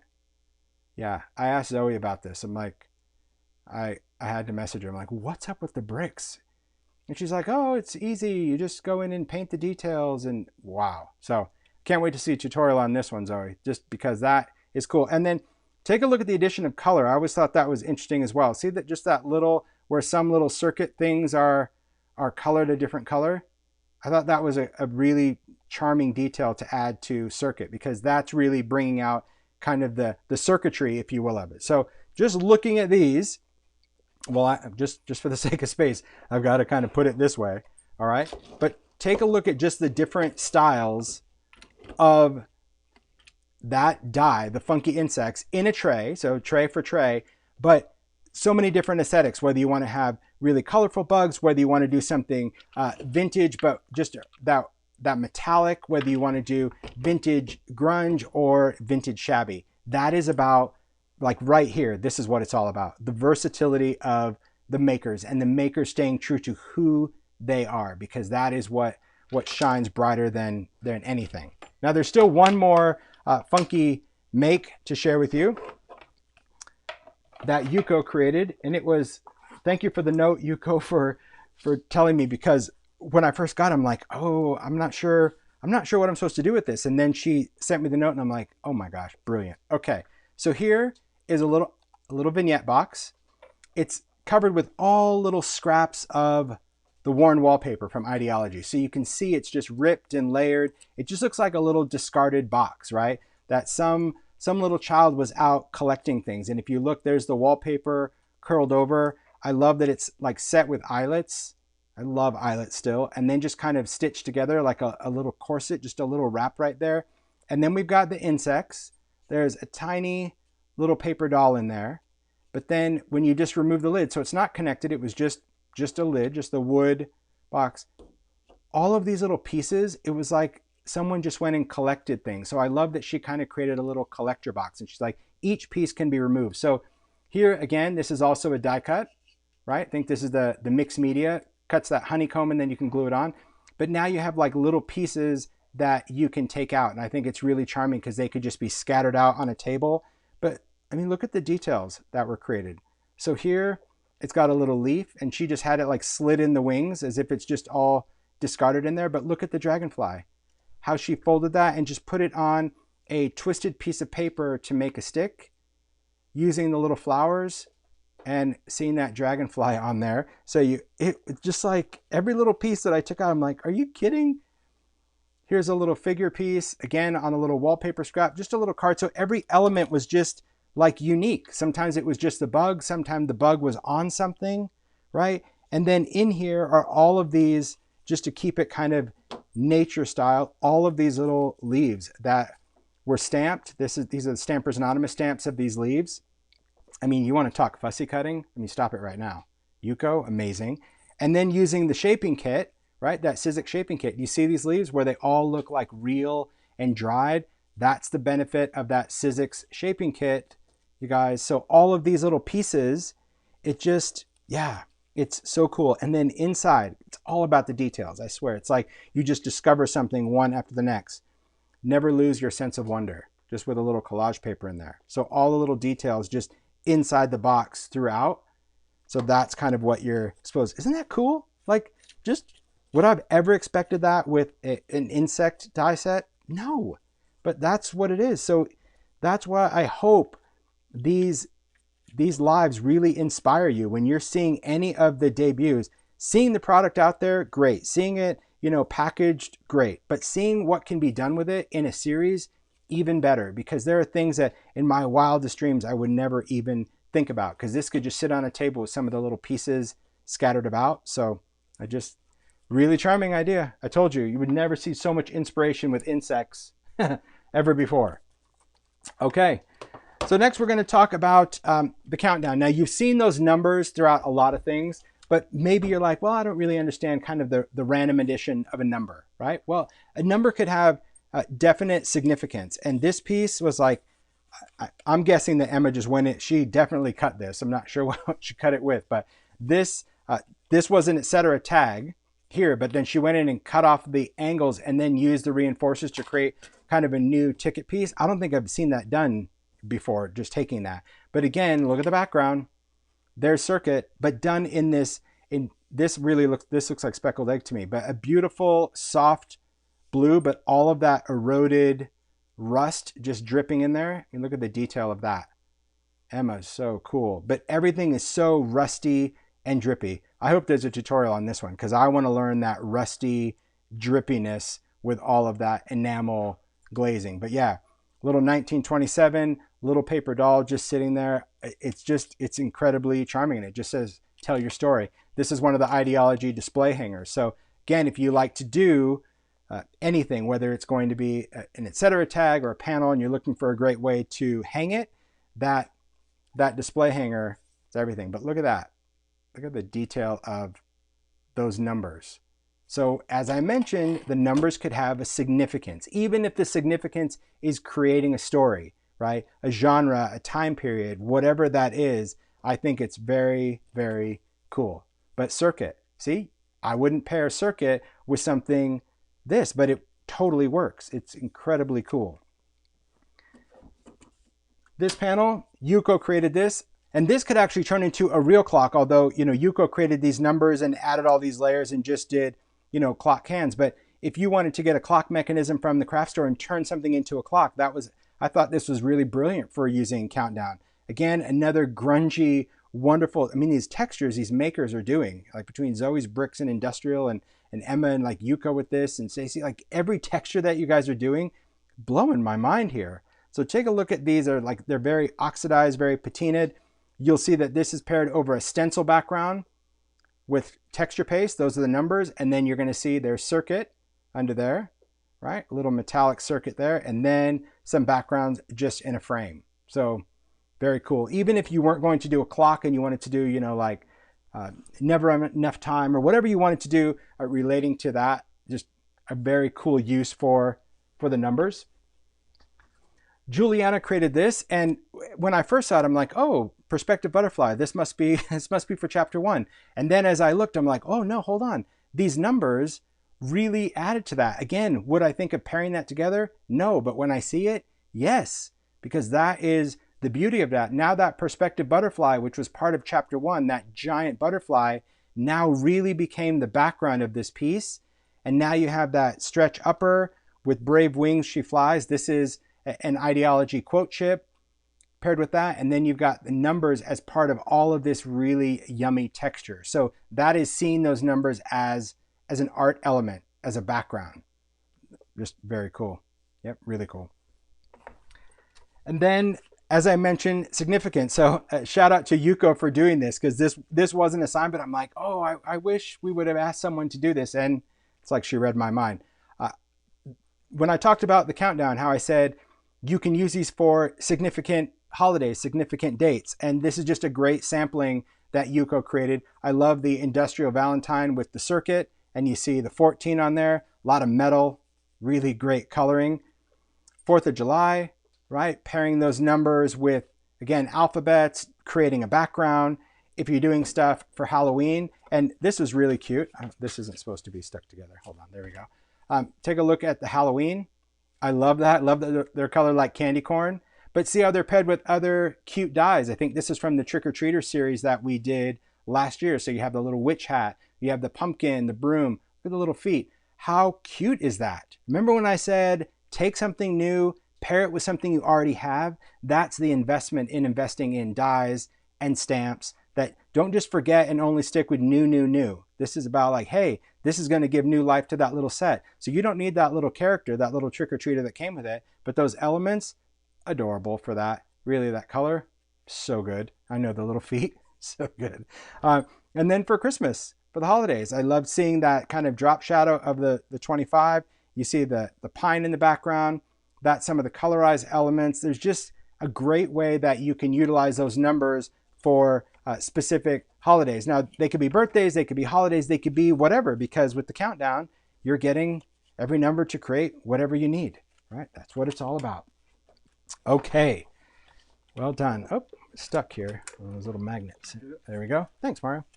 Okay, so next up, we dive into the world of Colorize. And I love Colorize. And I'm going to start with this first series because this is pure happiness. Pure happiness.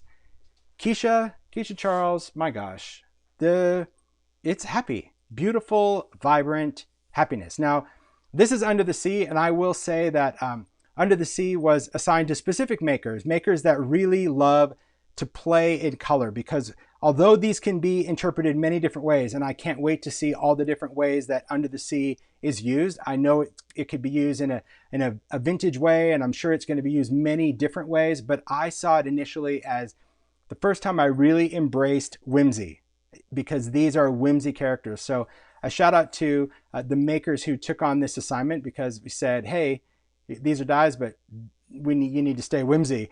And they did, and I love it. So Keisha created this, and just beautiful colors, beautiful texture. You can see how these characters really play well between set 1 and 2. That's what it is.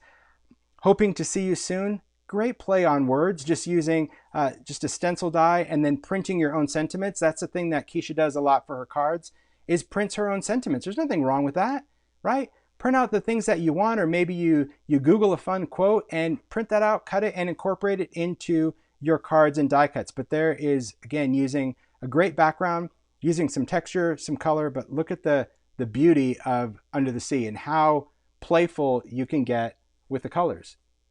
And playful, Jen Cherkis, be distressed to perfection with all of that little background, those little bubbles, and again, color, sparkle, glitter. These were the makers that I really wanted to see this happen, because it's happy. Always be on the lookout for the presence of wonder. This is one of the ideology quote stickers. Love that. I think it's like Tiny Talk or something. I never remember those sticker book names, but look at each one has little detail, little sparkle, little glitter, playful. And yes, I know that these could have so many different looks, but when you see them in all their bright and vibrant beauty, then you get it. Sharon created this one. Look at that slim line, and look at this, the little waves. I think she said she used maybe the stacked ovals to cut that out, right? Just cut the edge and make that little wave on the top of that slimline card. Seriously, how cute, right? With the little fish, we've got the little holographic bubbles. So these are the bubbles that come in the set, but just cut out of holographic paper. Again, little accents of glitter. You don't see much glitter in these dies, but this die set really plays with that. And any of the other funkies, right? So there's many funky sets that have like the little seagrass and all of the leaves that could be used for Under the Sea. Again, incorporating new dies with dies that you have. But how playful and how fun. Look at all the detail of those. Because remember, on these little Colorize, they're smaller, a much smaller scale. I mean, you can see that. So really simple to put together. And they all just have that, I don't know. It's something about the expression of these Under the Sea that I just like. Keisha created this one. How cute. Big hugs, you're a wonderful friend. Again, that's using, this is the shadow script with that drop shadow, so it creates that really great bold effect. And I love that. Look at these walrus, just again, done in the most whimsical color. You saw my packaging, right? He was brown, right? That was purple. So this is about saying, although these are colorized, and it's going to say, you know, purple 1, purple 2, or brown 1, brown 2, you do you. And that is what these makers definitely do. They embrace bold and vivid, vibrant color like nothing else. And really, when you see a pink and a green walrus, you're like, of course they should be pink and green, right? So cute card, Keisha. I love that. They just keep getting better and better. Kathy Cowles created this. So for those of you that are a fan of that really great bubble stencil, whether you go and put, I'm not sure what this might be translucent grit paste, or this might be, I don't know, it's some sort of glossy paste in the back. It's really dimensional. But I love those shiny bubbles back there. But look at this. So this is a Christmas die, right? So this is maybe like festive foliage or mini festive foliage. This is kind of like a juniper branch, but look at how perfect it is for coral. Again, old with new. That's the beauty. Using any of your stamps, doing any of your ink backgrounds, they're just fun. So great. I love that background. I love the texture. And this, brilliant. That's the most amazing things, is kind of seeing all of that. And I know many of you are asking for links for makers, and thanks for those of you that are sharing it. But really, be sure to also take the time, visit the blog, find those makers, and follow them. It's really, really important that you show your support, because they do so many cool things. So for those of you that are sharing the links to the other makers, thank you so much for doing that. Jen created this card. Look at that. If you love to do alcohol inks and alloys, beautiful backgrounds to go with under the sea Colorize, right? Those little jellyfish, look at that sparkle. And how I thought the jellyfish were perfect over alcohol ink. Like, what a great background for under the sea.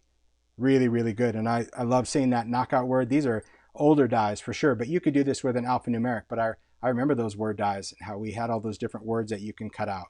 Really great use. This die, I think, gosh, this is years old, but that's the beauty of having something new, incorporating with an older die. But great with alcohol ink background. Kathy created this, and you know I love these little wobbly dingly bits. What are these called? I always forget. You know, the wobbler, action wobbler, that's what it is. Look at that, cute background. So if you love to do oxide or ink, look at that, make a splash. Doing that with an ink, and you've got that little ghibli bit right there. Isn't that great? So cute, a little ink there. What a great, I mean, I don't know how many times it took you to do this background, Kathy, but like that splash, like when you do it, you're like, oh, there it is. It's perfect. But how fun to show a lot of these elements with great backgrounds that have a completely different style, a different appeal to them, right? That's great. This one totally cracked me up. Sharon did this one. Look at that. I'm sorry, right? I was crabby. Are you kidding? Hilarious. So, so good. Now let me tell you some goodness about this card. Besides it is brilliant and it's funny and it just makes me laugh in so many different ways. What I love about seeing these ideas, first, if you look at the background, like inside this shaker window, you're going to see that bubble panel that we did. I think that was chapter 1. Again, creating that panel and leaving it in there. Then you have all these little pebbles, which I'm guessing from when she may have cut another panel and created these little rocks using the leftovers of a background like that. Again, you're going to see some of those different funky dies, right? But if you look at the shape of this window, for those that like to make shaker windows, you may have overlooked this die years ago, because I'll be honest, it was a weird one. But seeing it now come out in different ways, and I know this isn't the first time that Sharon has used this, and I think it's great. This is that splat die, and it was kind of it was a nested shaped die that had weird little splats. It didn't, I don't know, you couldn't really do anything with it by itself, but when you use it in areas like this, where you create such a fun, great window, that is a die. And you got different shapes and sizes from that splat. But it makes the perfect shaker window for under the sea because of that kind of fluid movement. But really, the addition inside there of that little guy again, sorry I was crabby. Gosh, can you even? All right. So then I'm going to finish up Under the Sea just to show you, again, this is a series that Keisha did. So I've always said, when you have that idea and you're making and you're like, oh, I'm really good with this, I've got this, do that idea. Really exploit that idea. Sit down and make a bunch of backgrounds the same way, changing up your palette. If you're like, I just want to do inking and stenciling, great, keep doing that. Or adding glaze. So these have distress embossing glaze. And you can repeat that idea, that process, and get completely different looks, completely different feels of that. So we've got, you know, happy birthday, I move slowly so this card is late. Brilliant, right? Again, printing it off of the computer. Do your own things. When you have that idea, print it, right? Get that done. And I thought that was so cute with the turtle for a belated birthday card. I love also that she did Sorry I've Been Crabby. Really clever. Again, using your alphabet dies, using stencils, and then just adding that. But once you kind of have that flow, that creative movement, you get to go in and just create that whole series, right? Love, I'm hooked on you. Cute with the fish. And you can see those little hearts that are going over that splash background. This is a stencil, that splash, and then those hearts. And by adding the distress embossing glaze, you can see the shine on top of an inked background. You see that she's done that on each card. That's what gives a background even more depth. It doesn't always have to be ink. You can start with an ink layer, you can do a glaze layer, and then you can do a die cut layer. But really great to sit down and start a series. So this would be really good to look at a die. Maybe you do a little Googling and kind of figure out some great kind of whimsy or quirky things to go with it, and then create them. Just brilliant. So that is, I mean, that's Under the Sea. 2 SKUs, bazillion ideas, but really a shout out to the makers for that assignment. Usually when it comes to assigning to the makers, they can kind of do whatever they want to do. So that's why we selected makers that could definitely do that vibrant, bold color each time. A lot of fun.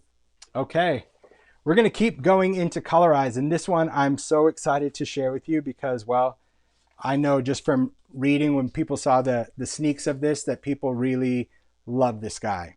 And this is Rupert, again, Colorize, that dragon. Pete created this card, just fun. You'll see a lot of makers did a great play on words for this one. Hot stuff, just great seeing all of that inked goodness.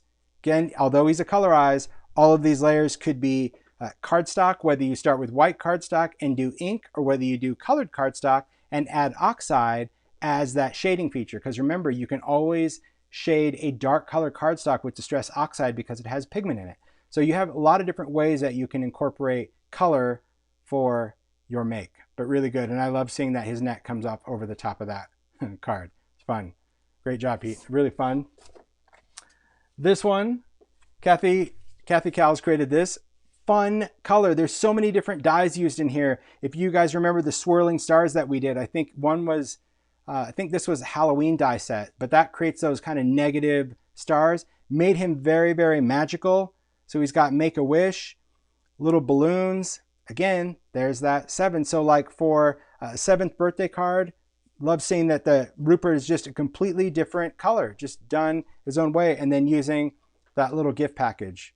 Super charming, because I told you his little hands can hold many things. So see, just taking one of those little box dies. So any of those other die shapes that you have. So for example, let's say it's Halloween and you want to use him as Halloween, you can put that little pumpkin bucket from Trick or Treaters, like he's dressed up. I mean, there's so many ways that you can accent a lot of these Colorized characters with previous dies, whether it's with hats and scarves or any of the accessories from early dies. But really, those stars just made me, it's a fun card, right? I mean, who wouldn't want to get that card? It's great. Anita created this, so a whole different take on Rupert, very medieval, right? That the dragon, just kind of slaying the dragon. So here, there's, again, a lot of different dyes used on this one. So Rupert, he's done out of, Anita found like this really cool kind of scaly, this is actually felt, you guys. So it's like a metallic felt that looks kind of scaly. And he's got some gray felt that he's on there as well. Back here, you can see that is that bubble die that we did in chapter 1, just to create kind of a stony mountain. All of these little pieces. Now I'll hold this back and I'll kind of pan up to show you. If you see all these layers creating this mountain, right? So not this piece up here, but all of these are all using that stacked oval. So we need to cut that stacked oval out of the distressed cracked leather cardstock and just started layering those pieces, working from here and working down to create that scene. Again, another cool idea for utilizing a shape, a repeat shape that you can create a scene. And then we've got that funky tree, right? Just having that peek out over the top to give this great perspective. Just what a cute, it's a cute card. So it's so fun, huh? All right. Then again, it's all about color, changing this up. Audrey created this, and I told you you're going to see so many different styles for this. So here we have Rupert on a card. I love the fact that Audrey wanted to put him where she wanted to put him. And even though this stuck off, you cut that off. So remember that whenever you have a piece that you want to incorporate in a card, and if it's bigger than the card, just crop that, cut that to size. That's totally fine. But here, paired with those funky cactus, very cool. And he's holding one. So you can see she's got that little, there's a little cactus in a pot. It says see possibility everywhere. But beautiful colors, completely different. And then paired with dies that you wouldn't expect. But when you see it, you're like, that's really good. Really, really good. Yes, that someone said that metal egg. Yes, Anita did that. It's really cool. All right. Moving right along. Here is another one. And oh, I see this and it's like, I love this. Okay. I just want to do it justice. So I want to make sure that I'm like ready. I got to hold on to it. I have to hold on to it the right way. So Kath created this. So first, I just going to stand it up and I want to show you. So here it's standing up. This is an etc. tag and a vignette panel base. But look at that. Baby, I can light your fire. So here you can see this is the circuit, right? There's that circuit folder. There we've got Rupert. Now I'll point out all the details first. Several little sticks. There's some moss. Then you can see down here, there's some wood slices, a lot of little moss, a lot of little sticks here. And when I first saw this, I'm like, it's so clever because the background, this is abandoned. So this is abandoned cardstock. This is from Halloween, its initial launch, but now it's part of the everyday and it's got just great color. I thought it was perfect for this, but I think just what made me just laugh is that yes, it has tiny lights. So not only does it light up that little vellum scene, but look at the little fire. There we go. I'll shut that off and light it up. So she used the tiny lights. I'll just flip this over now so you can see it. The tiny lights went in, but then she's got some tiny lights coming up here, lighting up that little vellum, right? So it brings your attention to that little scene. And then the other one's alcohol inked just down here to create that little fire. And it just glows because you can see it glows up his belly. And she also has some lights behind him. How cute is that, right? It's just, it made me laugh, right? Especially when you're like, baby, I can light your fire. So good. Chat can light your So fire. Sure can. you can. That's excellent. So cool. And again, that just stands up. So think about that. A cute nightlight for a kid's room or just, yeah, for that significant other. Love it. Okay. Now I will say that this came in, what?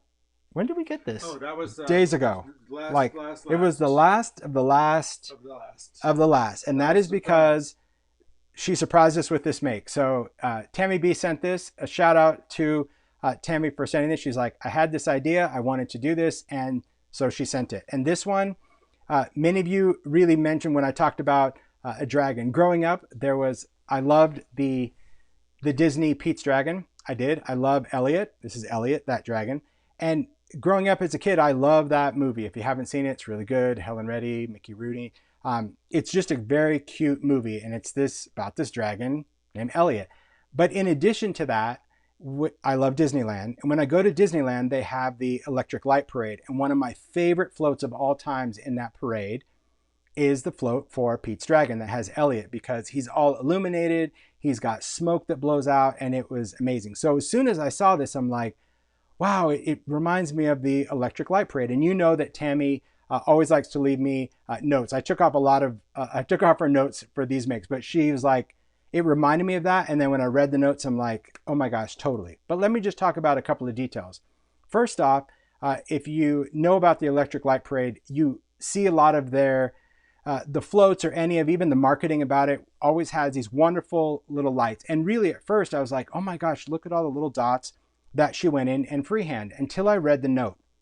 Now I'm going to bring this closer. So here she took that die, the folk floral die, cut it out. It's painted black and then went in and added dots to color in all the openings. So instead of coloring the opening solid, she just went in and did a bazillion dots. So just the background alone, I would have been like, yeah, no. But hey, that's the beauty of a maker. People have that idea, you're going to run with it. So all of these, just because they're so vibrant, have all these great little, they just look like lights. And then it says magical. And then you know me, when I see this, I'm like, okay, this thing's gonna light up.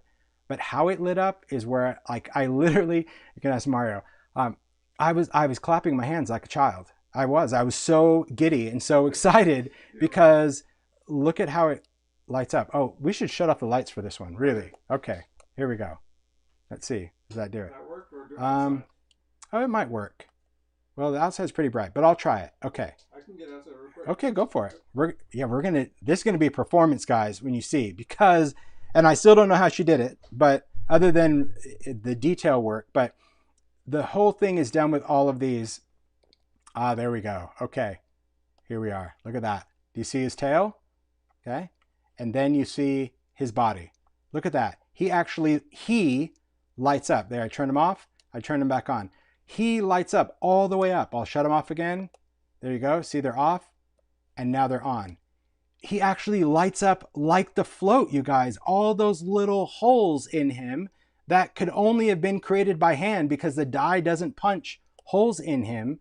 She must have taken that crease rule or just created her own and poked so many different holes through the layers, and he lights up. I keep turning him on and off so you guys see the difference. He lights up like the Electric Light Parade float. I mean, come on.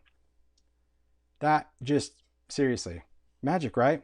I mean, yeah, it made me so, it's that childhood, like, serious. So all the ideas are just brilliant from one thing to the next, from doing a card to Kath with lighting my fire and doing something that has that nostalgic, look to it, look and feel. I think that's the important thing about these dies, is that you get to create however you want to create.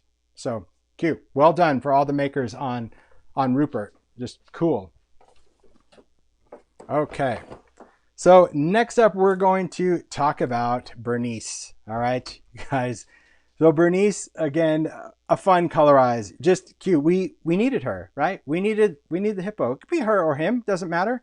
But cute. Pete did this card, Hippo Birthday to You. There you can see Bernice, and again, using that folk flower as a background.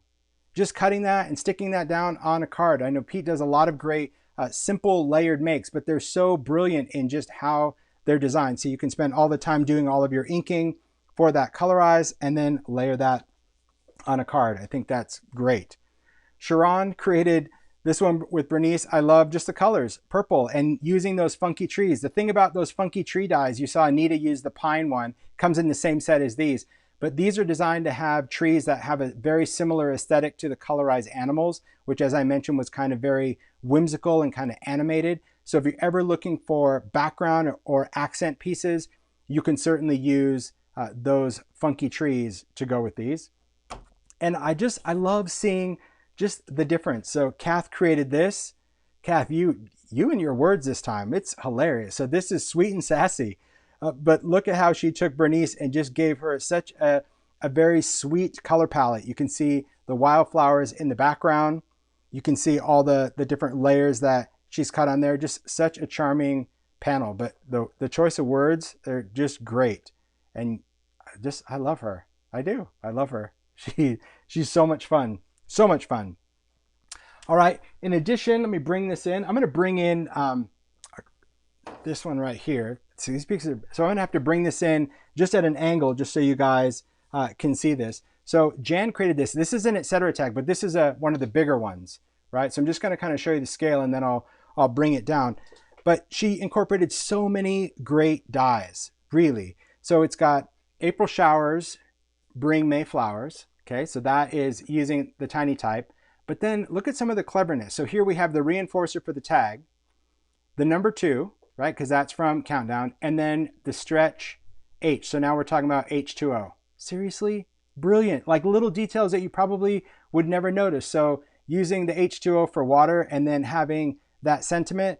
If you look at this beautiful background tag, again, you're seeing the folk flower, but it is revealing some of the backdrops, that tiny little end paper. I know Paula loves that. Look at the little detail of that paper coming through the opening of that background panel die. Then we have the funky trees, but these all have pieces that were embossed with the 3D engraving. And the engraving die, although, you know, it was for really Christmas to kind of create that snowflake look, it has so many great little swirls. It plays so well for this. I'm like, that's just brilliant, right? And then we had the die of the gent, right? That was the guy that has like the monocle. He was in chapter 1, but he had a great umbrella with him. And look at how perfect that umbrella die pairs with Bernice. She's got just the handle in her mouth, and I love seeing that umbrella die used with her. See so many cool dies. And then we have all the tiny tattered floral, just adding all those little flower elements. The tag again is done with backdrops, so you can mix and match all those papers to create a backdrop. And then we have the ideology lace frame. So there's a lot of stuff going on, which is brilliant because it all ties well together. But hopefully as a maker, you're getting ideas. Maybe you want to recreate this perfect, or maybe you're just like, oh, got to remember, try embossing folders on funky trees. Cool. Or take a background die and put it over a small pattern paper. Check. Or, hey, utilize these to create really cool quips, different words, different things that you want to do on a background. Check. This umbrella with them, man, I want umbrellas for all of them now. I want to put the umbrella on Theodore. I know some people use the umbrella for Oliver, but I think seeing it on Bernice, just really charming. And then always fill in with whatever elements that you want. She is cute, right? She is so cute. Okay. Now, I talked about the other animals, so let me just kind of go into the series. Now, you may have seen these when we talked about chapter 1, where we added Harrison, and Kathy Cowles created these. These are all done out of vignette boxes, right, where she glued them together, used the other side, and used that bold text. This was kind of a series. It's designed to stand up, but you won't be able to see it if I do that. But using Colorize and creating all of these great animals, which I think is just brilliant for that. So you have Clarence and Winifred and Gertrude, and you have Harrison, and seeing these, because they would all stand up to create a wonderful scene or vignette. And then we have Bernice. So adding her to that series, really, so imagine this just, again, going into a child's room. Now, the great thing about a vignette box, the fact that it is light and hollow, is these can hang on a wall. So again, if you're going to put these in a kid's room, you can just tack this up and create whatever like aesthetic you want, whatever type of panel you want for a wall hanging, right? That's the cool thing. I've got Gertrude's head out of there, but you get the idea. They can be either hang on a wall, or you can stand up that series. And because she designed all of these to stand up and kind of interlock with one another, that's the other fun factor of this, is that you can create kind of that whole scene, if you will. So just great job, Kathy. So cute. But now you'll see just from those animals how important it was to have the look and feel and aesthetic of all of these. They're cute, right? So cute. And all these in the back, that's just the funky trees, and then adding some funky nature and funky flowers. Love it. All right, so let me move these out. Thank you for letting me hold on to those makes, Kathy. I'm like, I don't want to send them back until we have Bernice. So thank you. Now she'll get all of them back. She'll get the whole series back. All right. Then when this one came in, I was like, I immediately knew. Now, you know that Tammy B and I just have like this absolute love for Disney. And when I saw this, I was like, Mary Blair, inspired by Small World, The Jungle. And I knew that. And then when I, of course, read the notes, I was like, there we go. So Tammy B created this. It's all framed panels, right? These are ideology frame panels. Sadly, they have been retired. But these are all the mini, and I love how she took the mini frame panels and glued them all together. So they are, see, they're all glued together to create one great aesthetic. But what was cool about this idea is that, sure, some of the animals fit in the entire frame, like Bernice, right? Or Harrison, but a lot of them she just kind of cut off to really show how they were kind of playful together. I love seeing the flipped version of Gertrude, but the colors, if you're familiar with Mary Blair's art, if you've been on A Small World, you know the whimsy colors, but there's a lot of details. Like look at the little pom-poms. on the top of the giraffe, the addition of flowers in there, right? All the different greenery pieces, because there's a lot of greens hanging down from the ceiling and coming up, and you see that in all of these. I love just seeing the expressions that she gave, right? How she gave Clarence. So again, doing your own idea, as I mentioned, mixing and matching some of the pieces to change the aesthetic, right? Taking any of those features and utilizing that. And then you can see here what she did with Bernice, because the hippo on that ride, you know, she did the eyelashes. Now the eyelashes, really, I read her note, that's how I know, are just extra pieces of the tail, because they have that little jaggedy cut that she cut out to use for the eyes, for eyelashes.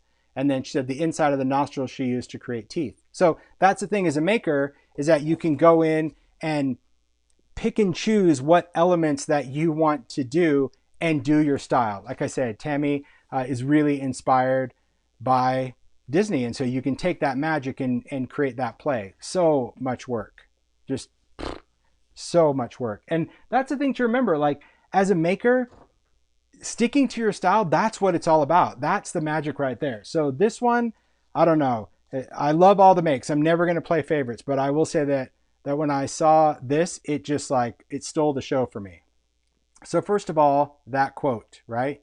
Be you bravely. You've seen that a lot, right? You read that and it's very powerful. And it's really important that for those that haven't ever seen this quote or haven't really taken the time to read it, take the time to read it, especially as a maker. Because when you look at these and you watch these lives and you see all these amazing makes, never once should you stop and say, I can't do that. I'm not good enough. I'll never be able to do that. You have to do you.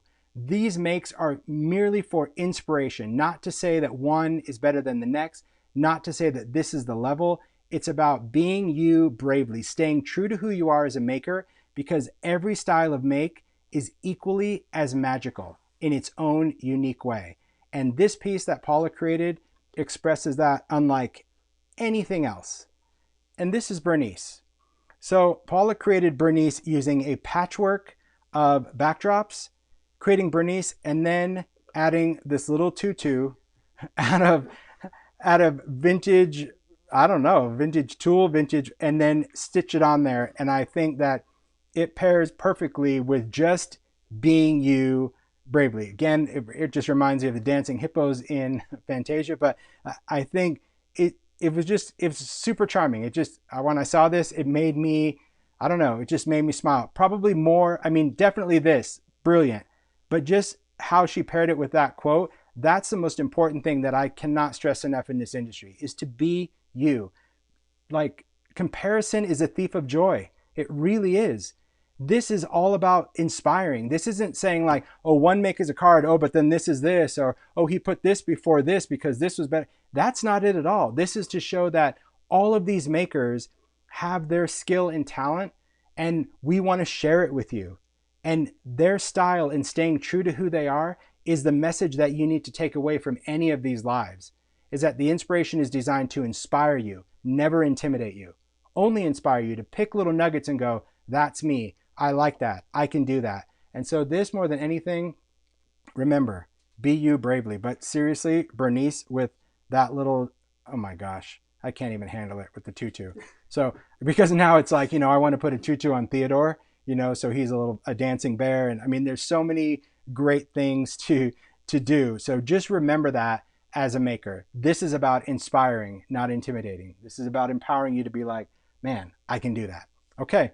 So we've got one more die to showcase the makes, and I did save the best for last when it came to inspiration, because I'll be honest, I've mentioned about the retro TV and how it was just kind of a bit of a ho-hum die to several of the people at Sizzix. I always saw it as inspiring, and the great thing about the makes is I didn't think many makers would be inspired by it, because it is a very simple shape, right? When you look at the TV, it doesn't have the detail of Rupert or the cuteness of Bernice or any of that, but it has potential.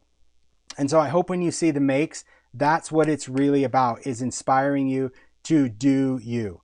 So this is a card that Pete created. This is using the retro TV and using one of the domes.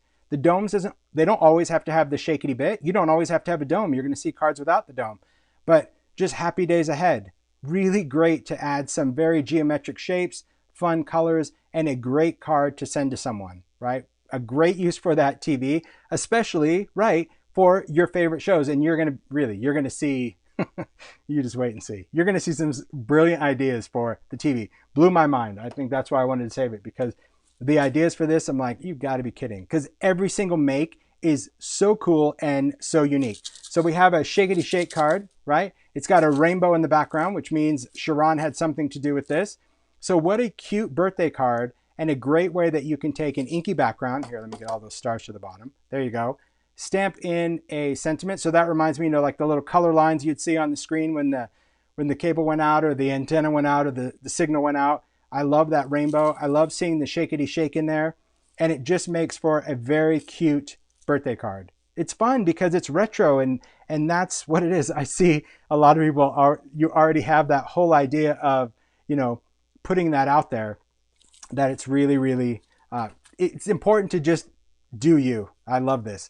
Yuko created this card. Love it. Error. You could see that static screen in the back, and this is really good. I would send this to a person that, like, I hurt their feelings, or I did something wrong, where it's like, it's a great, to me, it's a good sorry card.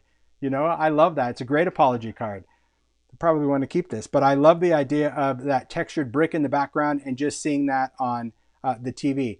And you'll see just a little bit of acetate in the back. Really charming, right? I just love it with Error, because I don't know if that was her intention, but that's really what I would send them, like, sorry, Error. Because listen, we're human. That's how it's going to be. So the whole idea with the TV is that it can be designed flat, like you've seen as a card, or it can be dimensional. Now, this is one that Stacy created, and a very clever way of creating it. So you can see that this is that kind of that rusted enamel, using the embossing glaze and creating that cool rusty finish. But inside, this is actually the smallest vignette box. Now, if you have the vignette boxes, it's great to do that, or you could easily create this out of chipboard and just cut walls. But I thought it was a very clever way to create a freestanding TV, right? If you just wanted to create something really cute, just put it with a box. Now, of course, that's going to give you the ability to add some tiny lights. So here she added a little bit of tiny lights. Stand that up and diffuse that behind some vellum or any kind of scene in there. If you ever use tiny lights behind something, and let's say you're seeing it, but it's just too bright, put another piece of vellum behind that other piece of vellum, like add a second layer of diffusing, and that will help soften the light. So if you're ever trying to put tiny lights in a project, in a card, and you want to show artwork or a stamped image, but you see all the little light bulbs and you don't want to see it, just add another piece of plain vellum behind that, and that's what helps kind of soften the glow, which is what Stacy did here. And you can also layer your scenes, but really cute, right? A great way that we can add those little elements to it. And I think the idea of a freestanding TV is really good. And this is one I just wanted to share. I don't normally do makes for the lives, but this is something that I shared with the makers when I was talking about my inspiration for this die. The reason I want to do this die is every Christmas when we'd go to Disney, they always have this cool display that are filled with retro televisions, like actual TVs. And inside they have all these little Christmas villages. And that was the inspiration for creating this retro TV die, more for Christmas, but I knew that it had potential every day. And so this one, although now I love the idea of Stacy, I want to create a freestanding one. I didn't at the time, but I'll go back and do another one. But here's just some wood grain paper, just to create that kind of wood grain console, right? Those are the pieces that I said the die cut out. If you're into ideology, these are the machine heads. So these are bigger than the hardware heads, but they have the flat-headed screw that to me kind of look like little dials or knobs. But this just created a dimensional shake. So again, mine is very crude because it's not finished, it's not anything, but it was just to share the maker's ideas. But adding tiny lights, and here it fits the ideology mini woodland trees. You can use the mica flakes inside, and I just layered this at the bottom just to light it up. So this could still go into a vignette box or a tray, but I love the idea. That's the reason I wanted to do that dome so dimensional, is because if you were doing this around the holidays, you want to put in a tree, or you want to put in candy, or you want to put in things. That's why that one is deep. Plus, of course, for those old TVs, it really did have that kind of bubble out effect. But there's so many different ideas or looks for the TV, okay? It would make a really good magnet. And then we get into those ideas, right? So Kathy Cowles created this scene, and you may have seen some of the sneak peeks. By the way, that's the other perk of following all of these makers on Instagram, is that throughout the making process, they share sneak peeks now. You know, they're sharing little snippets of what they're creating, and it's very cool to kind of piece the puzzle together. I'm always curious when there's a shot, because I remember Kathy sharing that little vase, which is, this is one, I think, the tiny vials, but she made it look like old milk glass. I remember my mom had that. She collected that milk glass on there. But how brilliant to do that with paint, or this little lamp with this little pom-pom shade on there, or using just any of these vintage ideology things, just kind of seeing it come back. Like this one, this is that impresslet of that starburst, but when you see that retro atomic clock, it is so 1950s, so good. And then seeing the worn wallpaper, and there, of course, that sets the stage for the television, right? You're seeing that TV. But of course, it's a tray. There's lights at the back. If you haven't got into tiny lights, guys, I'm telling you what, they're magic. So there we can light up the television of tiny lights, and there's another switch to, yes, turn on the lamp.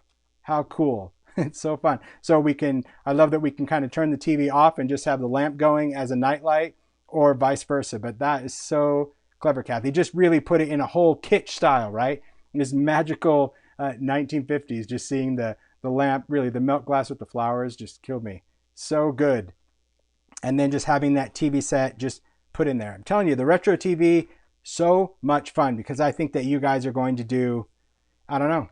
I think when you have it, you're going to really explore the possibilities of tapping into your childhood and your favorite things of watching TV, which is exactly what Zoe did here. And this one, I'm like, you got to be kidding me. All right. So Zoe created this tray. Take a look at that. Yes, Hitchcock, Alfred Hitchcock. Now there's many Hitchcock fans. And the great thing about this, if you remember the birds, okay, take a look at this. Tiny lights, but the purple ones, these are from Halloween, and they are behind the television. So nothing is shining through the screen like you've seen from the other makes. This is just backlighting that, which totally stands us out. But take a look. I'm going to hold this, try to do it justice. Look at what she did. Zoe cut that open. So I don't know if you can appreciate it. See all the cracks? Because these don't actually crack, this plastic. So she went in and cut this, because I was like, how did you get this to crack? Oh, I just went in with a blade. I'm like, you made a blade look like shatter. So the TV is busted open, and all these little birds are flying out, and printed a picture, again, go on the internet, from a scene of your favorite show, your favorite movie. So what a cool make. There's that brick wall again as a background or a foundation. And I love how those purple Halloween lights, man, I wish I had more sets of purple now, but Halloween, It's darker. It's so cool. Halloween will come around again. Yeah, you can see if you flip the studio lights, that'll do it, because I'll hold it up. Oh yeah, there you go. So you take a look at that.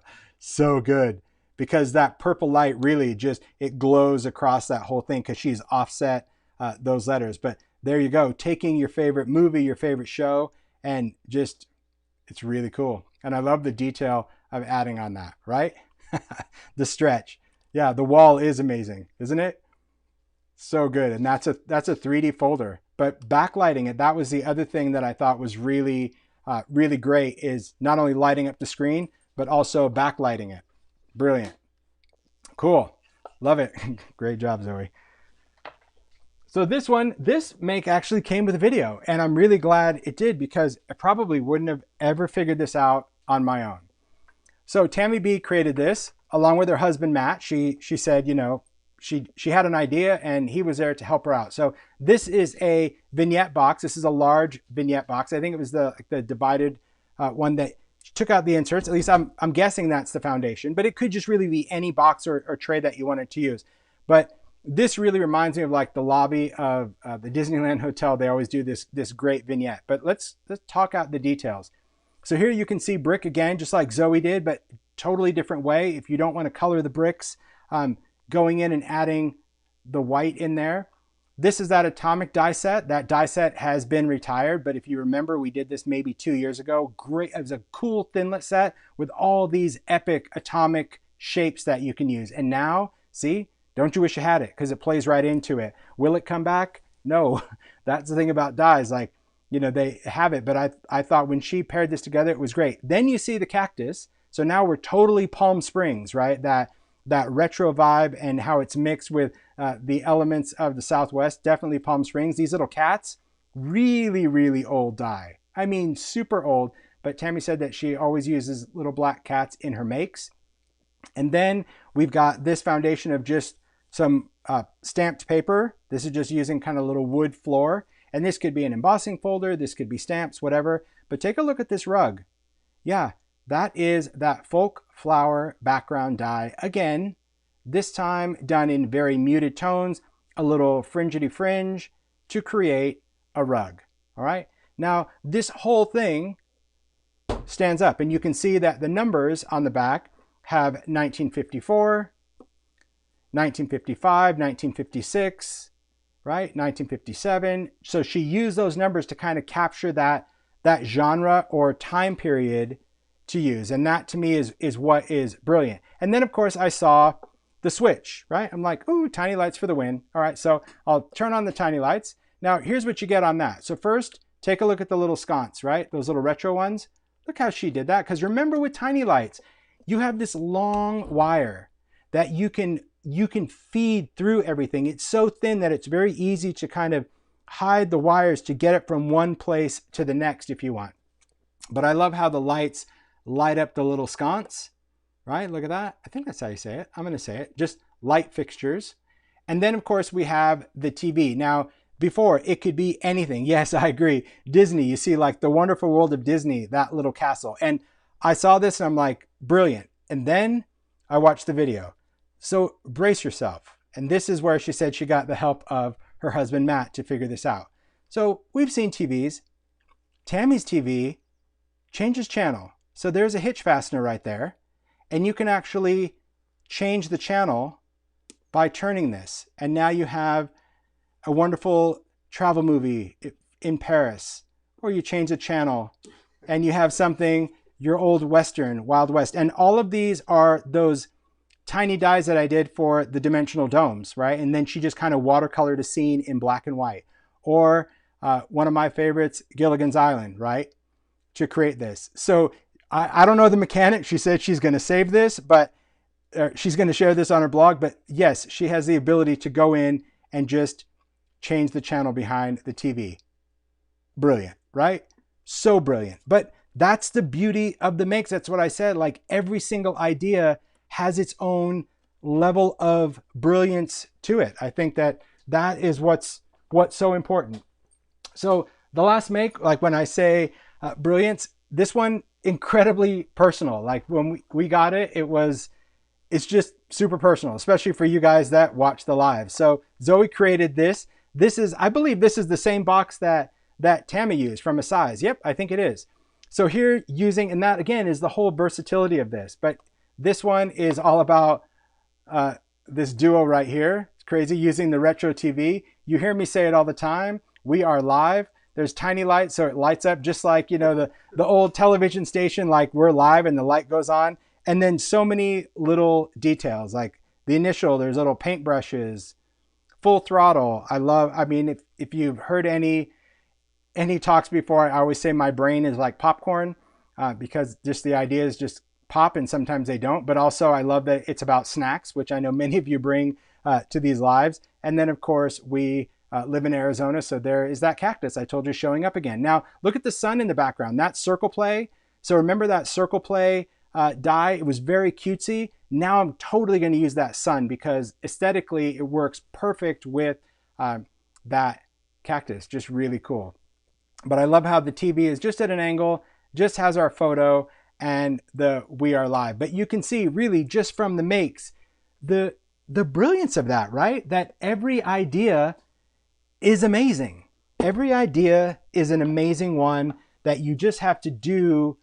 You just have to do you. And when you have that idea and you're like, oh, I think I want to do that. I want to create that. Well, you need to create that. You should be creating that. You should let yourself, look at that. Like you should let yourself make and play and create and do you. That is what I hope inspires you more than anything for this Sizzix release. And although it's not much, it is certainly packed with tons of inspiration.